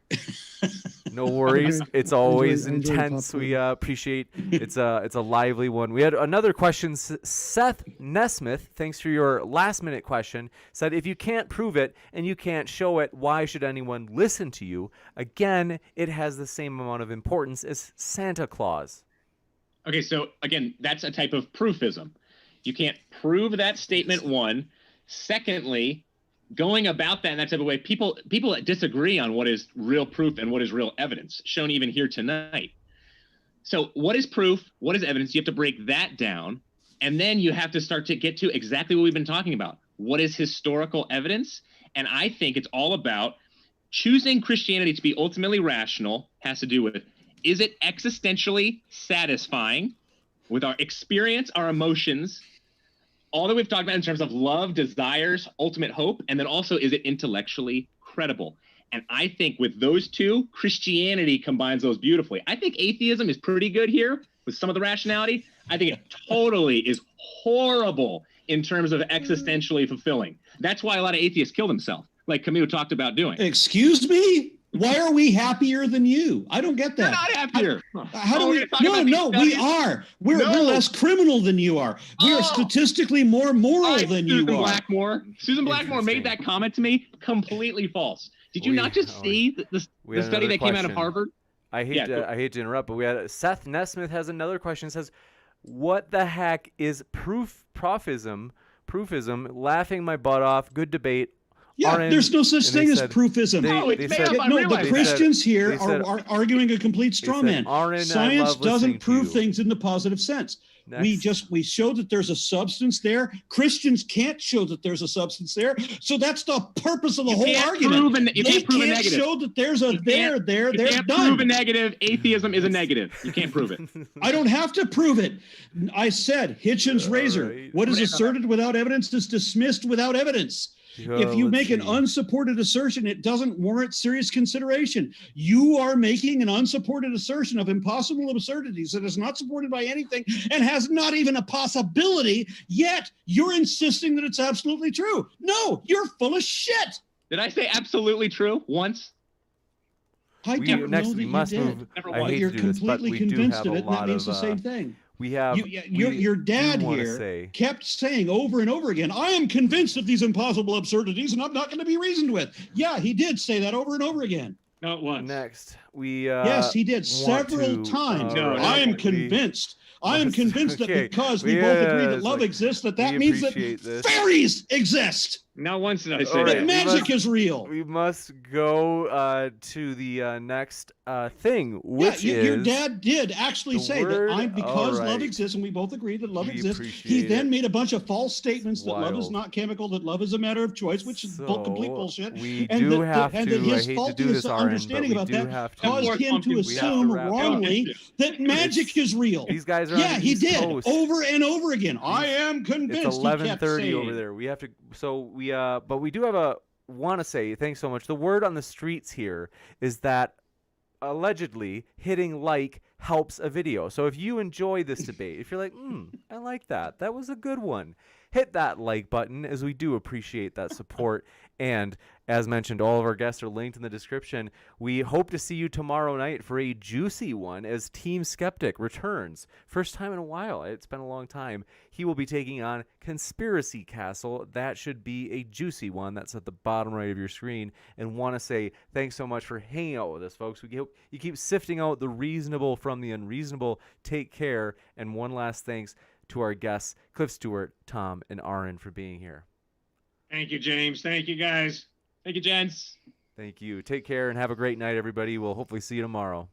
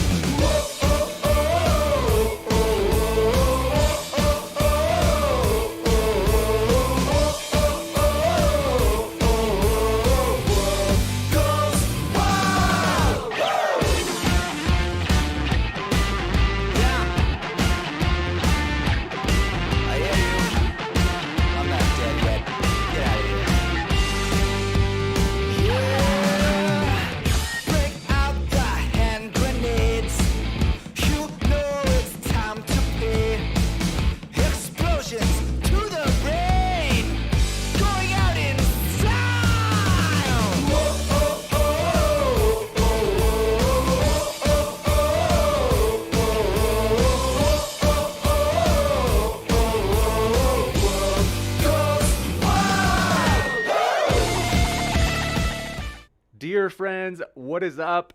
This is the, you could say, after credit scene. Want to say thanks so much. You guys, seriously, you make it so fun.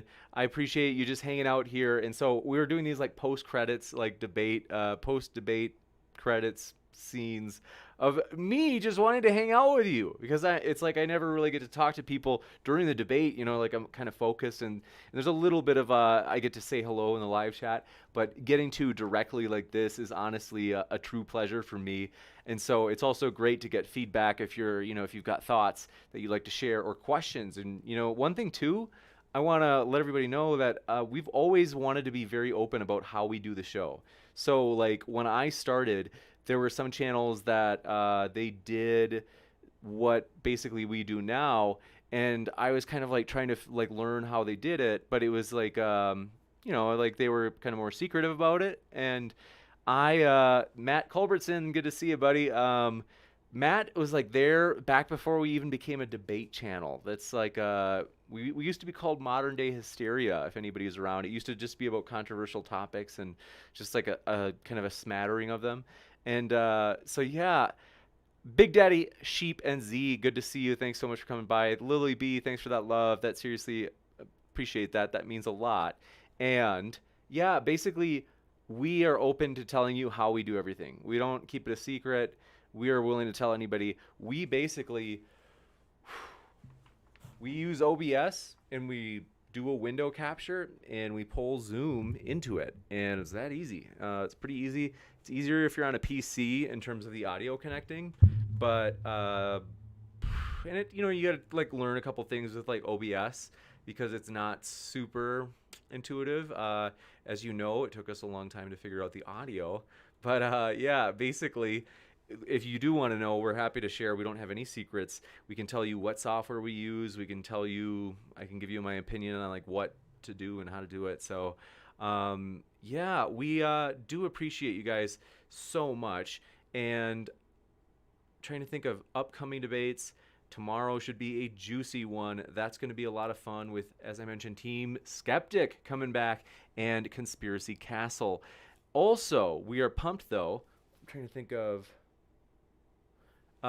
basically King 101 said, James, you should probably advise less verbal aggression and drinking in the debate atmosphere. Like, see, it was a wild one tonight. I agree. It was, you could say, a controlled burn.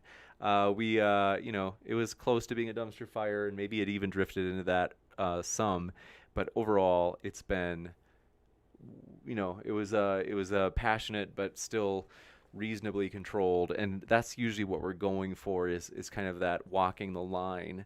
And thanks for your feedback. NC Servisto says, keep on trucking, James, your platform is great, a great achievement. That means a lot. Thanks so much. And it's all credit to all the people that have helped us, which is like everybody. Like, this channel really is a community effort, and so we appreciate it so much. Everybody out there. One big thing that people have done, also want to give huge shout outs are people who have like connected us to like speakers. They're like, hey, Mr. Reagan, do you want to have him on? And I was like, yeah, it'd be awesome. And they're like, his YouTube channel is we talked to him and he said he'd be willing to come on. We're like, that'd be awesome, thanks for doing that. And so they would help us connect with those people. That is one way. A lot of like a ton of ways though, and so really do appreciate that. Bruce Wayne says, I think Seth Nesmith would be a wonderful moderator, James. I vouch for him. Well, pleased to meet you, Seth. And let me know if you would, if you would like to be a mod, as we really only have one rule, which is just no hate speech. And thanks for your super chat from Strudel Slayer, who says, hope this gets through. Tom needs recognition on his speech about why we help people on the other side of the globe. Beautiful. I'm so baffled on what that means. Sorry, friend. Maybe it's because it's late. It's like going on 10 for me. But they say Tom needs recognition on his speech about why we help people on the other side of the globe. Oh, I see what you're saying. Like, you're saying like Tom has an argument for why we should give to people who are on the other side of the planet, and his argument or speech is a good one. And so that's interesting. I've never heard it, but I'm totally like pumped to hear it. And we couldn't agree more. One of the charities that we like to give to through our like charity drives is Save the Children, which is basically globally, they try to help children in poverty. Things like just helping them get fed and get clean water, and also helping provide an education. And so we couldn't agree more. Spooky Bed Hair, thanks for your feedback. Said, all you need now is a wristwatch and you were all set. I don't get it. Sorry, I don't. I wish I did. A wristwatch. You mean like then I'd look like professional? Is that it? I don't know. I don't know if we're ever going to be professional, folks. Thanks for your kind words, Lily B. Ridge and Hyde said, maybe you say to your debaters to equalize their microphones. Sometimes it's very ear-killing. Tinnitus coming. I couldn't agree more. We do try to do that before the show now, which we didn't used to do, which is embarrassing. But now before the show, we do a sound test to try to make sure everybody's on the same level. For some reason, oftentimes it like, I don't know if it's people's mics, if they have some sort of smart mic that adapts throughout the debate, or if it's just that the yelling sometimes happens. Seth Nesmith, thanks for being a mod. I'm modding you up right now. And same thing, just, we just ask the mods, please don't insult anybody. If you want to give your opinion on who you think is winning, like, that's actually fine. We consider you like a volunteer that helps the channel, but like, and so like we don't like hold you to the same standard that if I were to come out and be like, oh, so and so totally won, or I'm going to do an after show on how somebody got blown out of the water, that's like not what I'm going to do and what MDD per se would do. But as mods, like, I think it's like fine as long as we have a mix of people who are, I just don't want you to feel like you're on eggshells as a moderator. I don't want it to feel like, like I do, I want you to be serious about getting rid of any hate speech, but I don't want you to feel like you're like working really. I want you to feel like you can still have the freedom to say what you want other than insulting people. Spooky Bed Hair says, you sometimes start late. So true. Wouldn't be us if we didn't start late. Big Daddy Sheep NZ says, if you need more mods, I'll become one. Willing to give you a shot, Big Daddy. I just added you, so appreciate that support. That help means a lot. And I'd say like mods, if you can help. One thing that we've been asking mods to do recently, and I know that it might feel awkward. You might feel like, oh man, like I don't want to do that. Like don't feel like you have to force it. But if you are willing to greet new people, so if you see someone, you're like, I don't think I've seen them here before. I've just been encouraged that, we've learned from some people that this channel is like a community for them. Like it really does. It's a place where they feel welcome and they feel like, hey, this means a lot to me that I get to, like just kind of, sometimes you want to go where everybody knows your name. And that being the case, we do want to basically, we want to welcome people. And so if you're up for it, please do feel free to just say like, hey, like God of Spaghetti, I've never seen you here before. Want to just let you know, we hope you feel welcome and all that good stuff. So there is an after show. Oh man, I don't have the link in the description. I'll see if David P. Neff, if you guys know David P. Neff's channel, he's hosting an after show. But if he sends me the link, I can put that in the description for people. I don't know if it's going to be in there, so don't hold your breath. And let's see. I agree. Sometimes we have some unsavory characters, as Erica would say, that, like spouting hate speech. And it's true. We don't want them. We don't want that happening. I do want those people here so we can hopefully change them. That like hopefully they can kind of like realize like that it's not good to hate people. And so we do want to have a truly diverse mix of people, not because we value any sort of hate speech. We obviously don't. We ban it. But when we do have people here from all walks of life, our hope is that they would kind of brush shoulders with people and kind of leave any sort of hateful group that they might be involved with. And then thanks Lily B saying, I could be a mod in the future. I'd be down. I'm a social sciences student, so I know of a couple things about hate speech. Yeah, I mean, we're pretty, let's see. I mean, like hate speech is like pretty easy. Like we just don't want the words that you would probably usually think of as hate speech. And so, yeah, it's pretty rare that we get it, to be honest. I think overall, at least, when you think of all the people in chat. But I'm willing to give you a shot, Lily B. I hope mods don't feel triggered when I sometimes take the mod wrench away. Thanks, King 101. Appreciate your kind words, and thanks for being so respectful. I really do appreciate that. I appreciate that people like not get triggered and take it personal if we ever take a wrench away. It's just that if sometimes it's like if I see a mod and they're like, so and so is such an idiot, and I'm like, it's not what we're hoping for from a mod. So we hope you understand that it's like I'm not trying to be a jerk.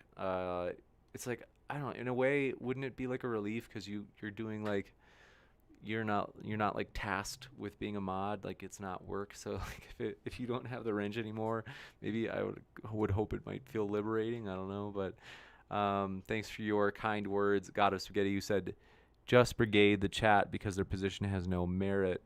Yeah, it's true. That is something that some hateful people sometimes do try to do a blitz on the chat. And I didn't know that the first time we had Enoch and Stryker here, some of their fans. I don't know a lot about these guys, but we saw some people come that night on their first debate here where I think they were like trying to blitz the chat, like trying to make it move so fast that we couldn't keep up with the hate speech. So we learned our lesson, and I think we're still deleting hate speech, but I don't know if we got all of it, and that's obviously not what we want. So we do want to delete everything. So let's see. NC Sorvisto, thanks for partying with us. Let's see. But yeah, I'm probably going to rock and roll in a second, but really do want to say we appreciate you folks. Perfect One says, if you all are looking for mods and you feel that you know me well enough, I'd be pleased to serve as a moderator for you. We'll give you a shot. I mean, we've got a lot of mods though too. And so kind of like that'll be it for tonight. But thanks for your being willing to help. That really does mean a lot.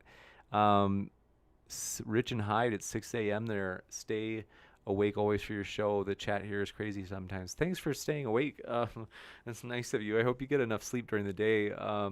Zacuse said, hey, James, you're one of the ones who gets close to the right pronunciation. Literally the letter Z in the word goose, but a C instead of G. So I guess it must be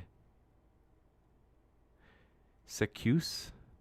Appreciate that feedback. And Carnivorous Ape says, if that's the case, then why does Praise have a wrench? He was doing that to Aron pretty much the entire time. I don't know if you noticed, I actually did take Praise's wrench away. So put that in your pipe and smoke it. And Bruce Wayne says, what is the song that is played on this channel?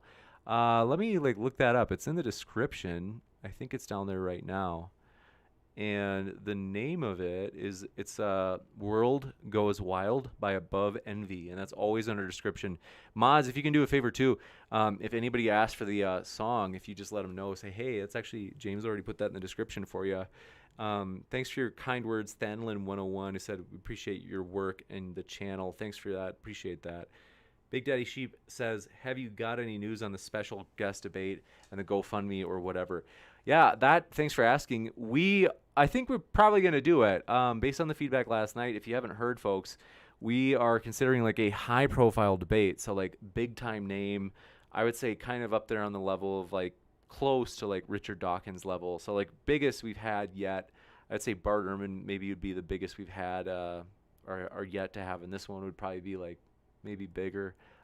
So that is one that I can't blame speakers. Like, it's a very reasonable thing if they have an honorarium. Like, you know, I think sometimes people get weird about money and they're like, kind of like, oh, it's like, you shouldn't do it for money. And it's like, I don't see why it's wrong if a speaker wants an honorarium. Like, it's a consensual deal. We don't have to pay anybody if we don't want to in order to have them on. And their time is valuable. I mean, like, it's true. Like, a lot of these people get paid big bucks, way more than we usually have to pay if they go speak somewhere like in a live venue. And so I will say this, we are considering it, and so I can only tell you that this is like totally a giveaway. The person's initials are MS, but we are trying to set it up, And basically, that's funny. Appreciate that, Seth. Helping out Bruce Wayne. We're thinking we're probably going to do a Kickstarter.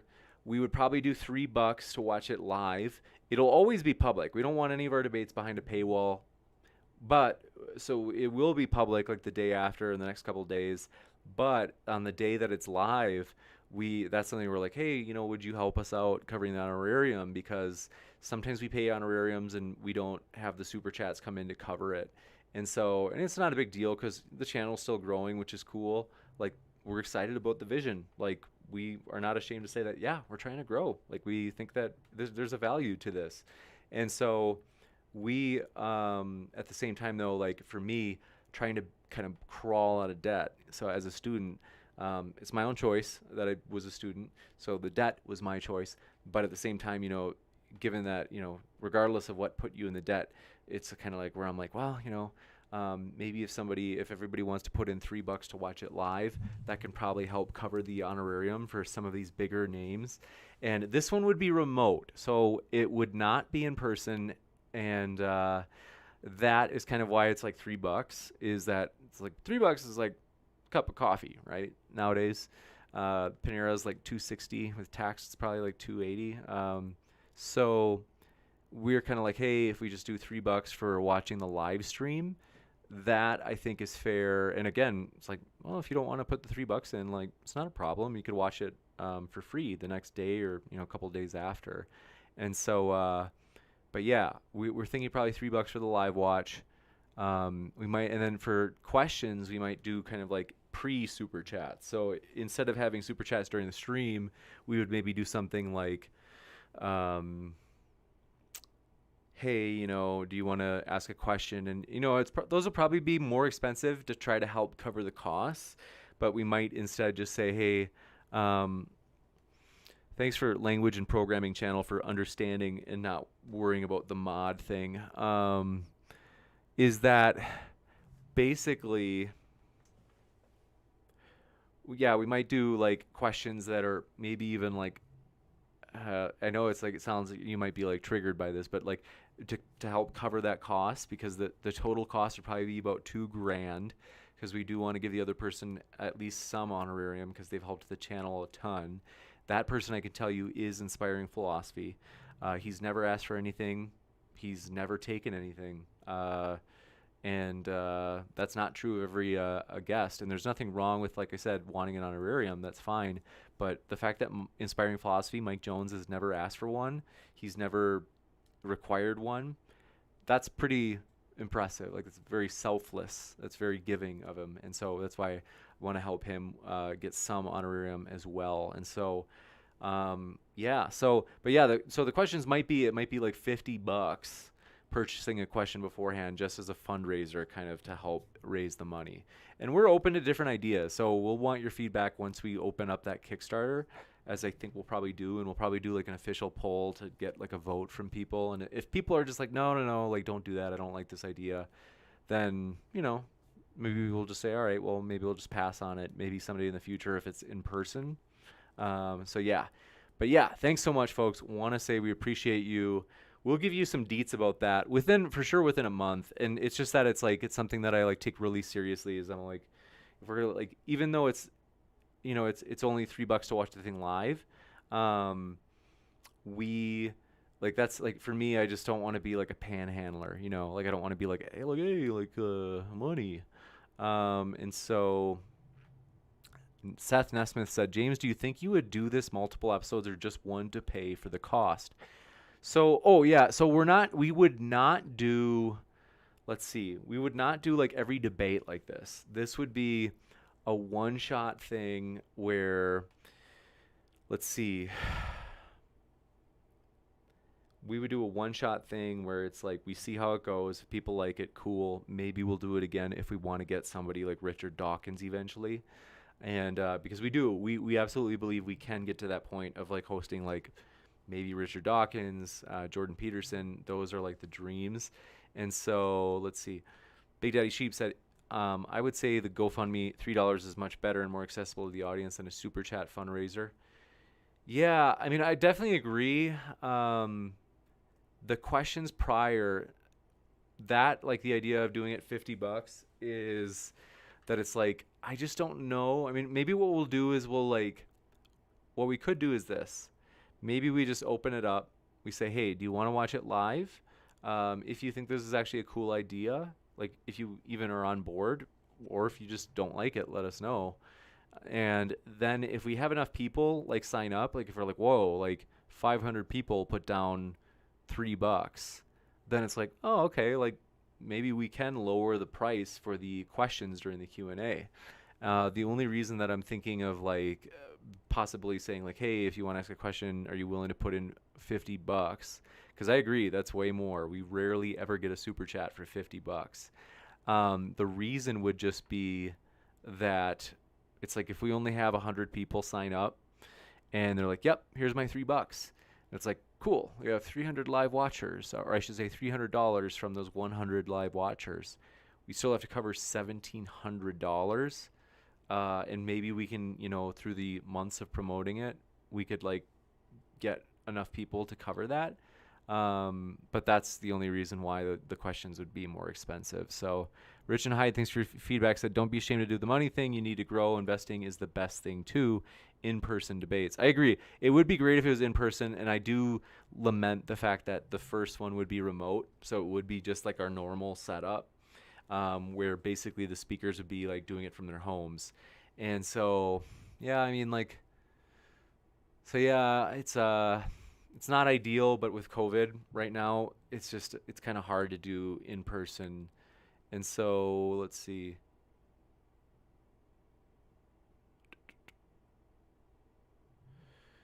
Seth Nesmith says, yeah, if you had big names, definitely charge that much. So it sounds like, and then I agree, Rich and Hyde, like we're pumped about growing. We're not ashamed of it. That's something that it's like, we're like absolutely just like, hey, like we're excited to grow. We think we have something cool to offer the world, and we're going after it. We're excited about what we do. We love it. I'm probably don't sound like it because I'm like about to fall asleep. I'm really tired, but I love it. And let's see.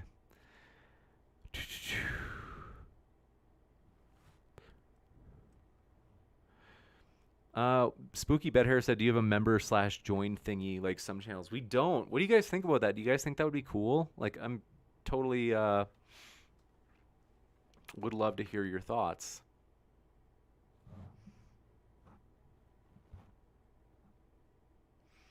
We maybe would do that if people would think it's valuable. I don't know what the perks are. I've got to learn, to be honest.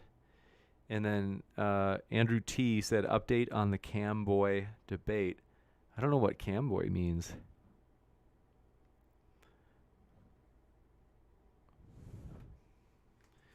Like if we had a camera boy there? I'm like confused. But let's see.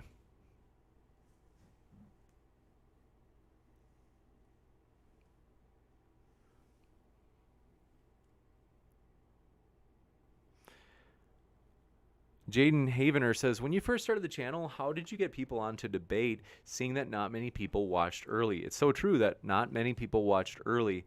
The simple truth is, in terms of our big leaps in growth when we were a tiny channel, Kent Hovind, for real. We had Kent Hovind on like once a month. That was before we, sometimes we got on his nerves a little bit. And I don't blame him for that. Seriously, don't blame him for that, folks. Like, because sometimes that's a hard thing where it's like, we had somebody on here said something bad about Hovind after Hovind left, and it was true that like it was I should have done a better job of saying like, all right, he's not here to defend himself. And so that's something I like kind of learn as you go with time. You kind of get the experience. And so, but yeah, Kent Hovind helped a lot, and he's willing to go on almost any channel as long as you don't burn him.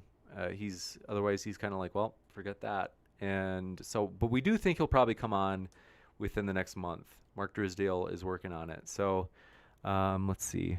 Big Daddy Sheep and Z said, Modern Day Debate, I would definitely do a member thing in Patreon. Thanks for that, man. Let's see. Said, honestly, just making some custom emojis are often enough. It's more to show our support and get a green name. Huh, that's cool. Well, I appreciate that. Yeah, we can definitely do that.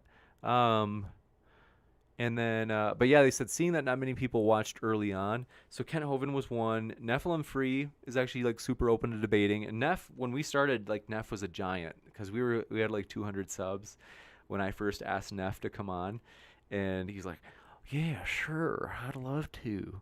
And so we were like, "All right, wow, this is awesome. We got like Nephilim Free," because it's true. It's funny when we have these huge name people on. A lot of them, they're like, "Oh my gosh, Nephilim Free's still around." And these are like people that have grown to be like hundreds of thousands of subs, but they still remember back in the day when there were very few YouTubers, Nephilim Free was always there debating. So everybody at some point crossed swords with Neff in the past. I would say consistency though. Yeah, it was like at the very first debate we ever hosted, it was just my buddies, from school. They came on and debated immigration. Back then we thought that was like too controversial, so I deleted it. I wish I didn't, but I thought that YouTube was gonna like come for us. So I did not know that, because now we do way, way more controversial debates. Camboy versus Simp debate would be epic. I still don't know what these means. I've heard the SIMP word. I'm trying to not get YouTube to. We're trying to like be more mainstream and like not talk about simps all the time. But let's see. Also, Dr. Avi's willing to debate on veganism. We definitely want to have that, actually. Lily B said, "What are your thoughts on having Alden of Alden's number fame on the channel?" Oh man, we've totally wanted to get Alden on ever since that debate. What was it, last week? Jaden Havener said, "Is there a modern day debate studio, or do you just work from home?" This is just a homemade studio. It's actually like really, what's the word I'm looking for? Not fancy. This is just like draped over a like kind of like a, I don't know, like a furniture thing behind me. I've got a black sheet from Walmart, and it's the kind that doesn't wrinkle that much, at least. And then I've got a blue light that I shine onto it. And so this little guy, where is it? There it is. This is my light. I got a blue bulb on Amazon for like $5, and then the lamp on Amazon as well. You can just clip it on. So that is, now it's off, and then when it's on though, this is what you guys see, what it looks like. I just feel like it adds a little bit of like, I don't know, looks kind of cooler. And then, yeah, that's right, Rich and Hyde, you're right, the old blue layout. We used to just have like a wrinkled old blue sheet that would hang behind me. And then if you remember a really long time ago, we had like the background. I would used to like shoot them at do streams at school, and like they have these like artistic things that are like chilling out in the what's the word I'm looking for? Big room, courtyard, the inside courtyard. Jason Havener said, "What's the most controversial topic you hosted on the channel?" Maybe I think the race debates are pretty controversial. I think, like the debates on whether or not COVID is a hoax.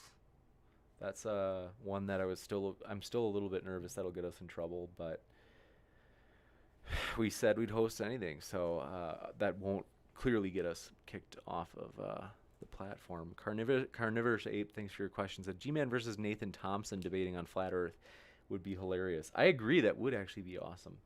And then, but yeah, so, all right, folks. Love you guys. Seriously, I just really appreciate you partying here.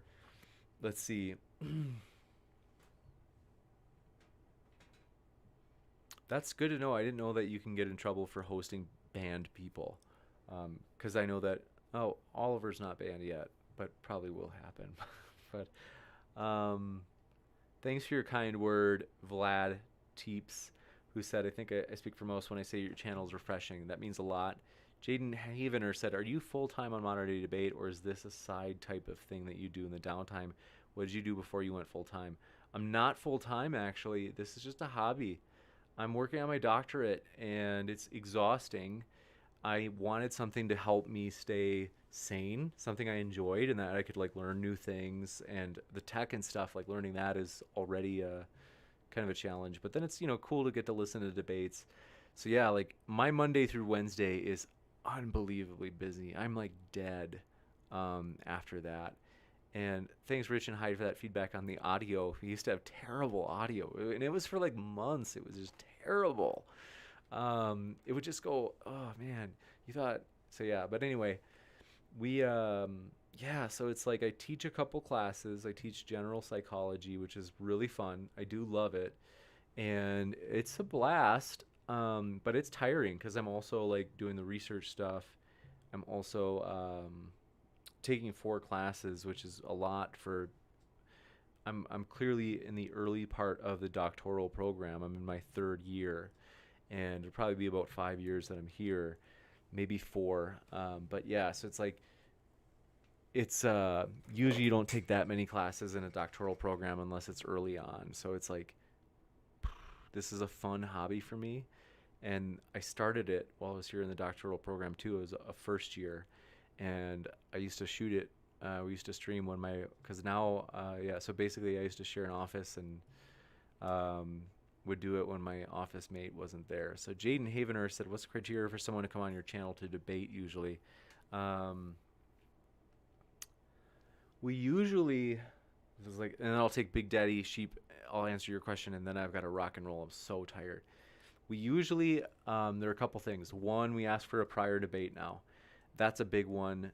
It's really important because we do have the audience now. The audience is very, like, frankly, they're getting pickier. So like they want more experienced debaters, people who put in time working at it, and they know, like they can tell when somebody's like when it's not their first rodeo or not. So that's a big one, and seeing footage like helps a lot. And then the other one is if you have a partner lined up, that helps a ton. Right now, I just can't. Not during the semester, I can't set up stuff. I can't believe I've been sitting here 3 hours. Wow, that's crazy. So finding a partner is huge. I would say like it. I would probably be more. Yeah. So it's like that. I just can't set people up. I can't be a broker during the semester. It's hard. I am willing to during fall break, winter break, all that, summer break especially.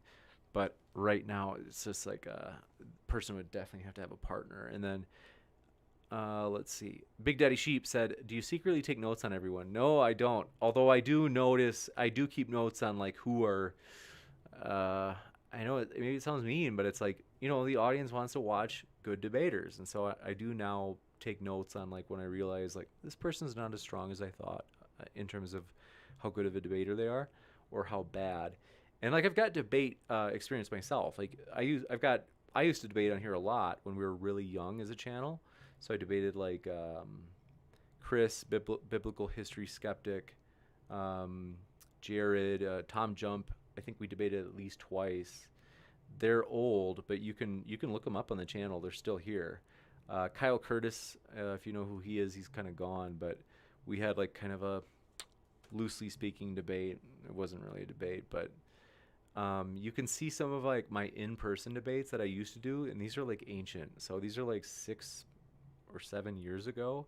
I used to debate in front of like a live audience, and so that is something that if you so I do have like experience in it, and so I feel fairly good about making decisions on who looks like they're experienced or not as debaters. Jaden Havener said, "Are you personally a Christian or a theist?" I am. I'm both. I'm a Christian and a theist. And let's see, politically, kind of independent. I really don't know where I stand politically. And but yeah, so let's see. I see a question from Bruce Wayne. Bruce Wayne, thanks for your question, said, "Well, how do I get experience debating without getting an opportunity to debate?" There are a lot of other channels. Sorry, that's like the quick and easy answer. Gospel Truth is happy to have atheists, Christians. That channel with I'm so tired. I think it's Wayne, but awesome guy, really good guy, and he's happy to have anybody come on. Not anybody, but like he's more open than I am now. I'm like pickier, but Bright Romeo said, "James, have you guys thought changing platforms, maybe like Twitch?" Yeah, I've thought about that really briefly. I don't think that I don't think we would. But it's something that I'm like open to if it seemed like there were really good reasons to do it. Like maybe we stream live on Twitch, and then we release the videos on YouTube. We could do that, but they're just, I don't know. We'd have to do a poll. Maybe if we do a survey and we find out what percent of our YouTube watchers, our normal audience, has a Twitch account, so that it would be easy for them to switch over. That would be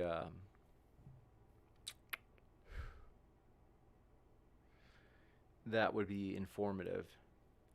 Celtic People Archive, when's the next debate on race? That I honestly don't know. And frankly, like those debates, I feel like people just haven't been enjoying them as much. So it might be a while, to be honest. It depends. If it's like a bigger name person like that is like really stoked to do it, I'm like, yeah, I suppose. Like we owe a lot of favors. And so if it was like, you know, if like Destiny or somebody wanted to, it'd be like, sure. Like, because they've helped us a ton. Destiny and Vosh and a lot of other people. Kim, she was awesome. And then Big Daddy Sheep says, oh, that's news to me. So if I go back early enough, I can find them. Time to go on a little lurk and see what James is like as a debater. Yeah, I think there's maybe one still on here with me and Suris and Ocean. And yeah, I'm like definitely more assertive in debates. But the in-person ones I think are the best. Because the other ones with like TJump and Chris, they're like in McDonald's because I didn't have a place to stream. So they're really bad quality, but they're fun debates. And then in Tom and I still tease each other about who's better. Andrew Handelsman says, are you a Trump supporter? No, I'm not a Trump guy. I'm not as like anti-Trump as a lot of people. Like a lot of people, they're just like going on about like things that I'm like, these seem like kind of minor things compared to the bigger things we can focus on in terms of like criticisms of Trump. Because I mean, I hope anybody would admit there are some things that Trump is, where it's like, you know, there's some bad things that have been done or said, where it's like, but like I said, I'm not like the type that's like all like anti-Trump and like foaming at the mouth. And I do kind of, I think a lot of those people actually, oftentimes unintentionally make critics of Trump look, you know, insane. And then Jaden Havener said, what's your best advice for someone who wants to start a YouTube channel dealing with Christian apologetics or atheist channel? Collaborations are huge. YouTube, the reason that we've grown so fast, one theory I have is because we've had collaborations every single night. We're collaborating with two people every night. So even if it's a person with no channel, when they come on and maybe they post it to their friends on Facebook and like two people come that way, like you're still like getting greater exposure by working with other people. And so frankly, I think collaborating with other people is a great way to do it. And then consistency with any channel. I think anybody can be a YouTuber if they stick with it long enough. There's just enough people out there that like enough topics that eventually they'll find you. You just have to keep putting out content. That's huge. And Bruce Wayne said, no worries, I kind of figured that was what was expected. It was kind of a joke of a question. Oh yeah, no, it's kind of true though. I mean, like I've thought about that. Like, we don't want to like close the door on people, but they're. Let's see. Andrew T said, "What's the funniest debate you've had so far?" The other night, I was laughing pretty hard with Vosh here, but I think it was probably with like when we used to have Darth Dawkins on. And I used to like giggle, and like he would get angry, and he would like, and that would make me laugh more. I couldn't help it.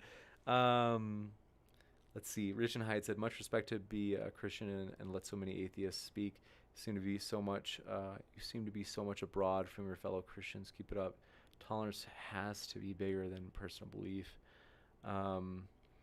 I personally, like my personal beliefs are most important to me, but I hold tolerance as like a huge value. And so for me, it's like we do want to give everybody a fair shake, you could say. And then I think that's it in terms of like questions. So I appreciate you guys for your kind words. It really does mean a lot, and we really do. You know, we want people to feel welcome. So no matter what walk of life you're from, we do appreciate you as a person. Just hanging out here, we enjoy your company. It means a lot. And yeah, thank you guys so much just for being so supportive of the channel. All the stuff you do in terms of like likes, shares, that really does have an impact. And so we appreciate you guys having done that in the past. Because we can see like on videos where we see like, whoa, like a lot of people shared that video, and you know, even when we don't even ask, it's like we really do appreciate that. And so yeah, Lily RO says your giggle attacks are the best. It makes me giggle. Like, I thank you for that, Lily. That really does mean a lot. I laugh so hard sometimes, and so it's just that it is fun. I do enjoy doing this a ton. So yeah, thanks so much. And Lily B, last question. Whatever happened to Godless Girl? Godless Girl said FAG in a debate, and so we're like, oh, come on, we're not gonna. So I don't know if it's forever that Godless Girl is banned, but you could say that Godless Girl is banned. So, but thanks so much, everybody. We hope you're well. We hope you have a great rest of your night, though. It's always fun, and we will see you next time, hopefully. So thanks, and take care.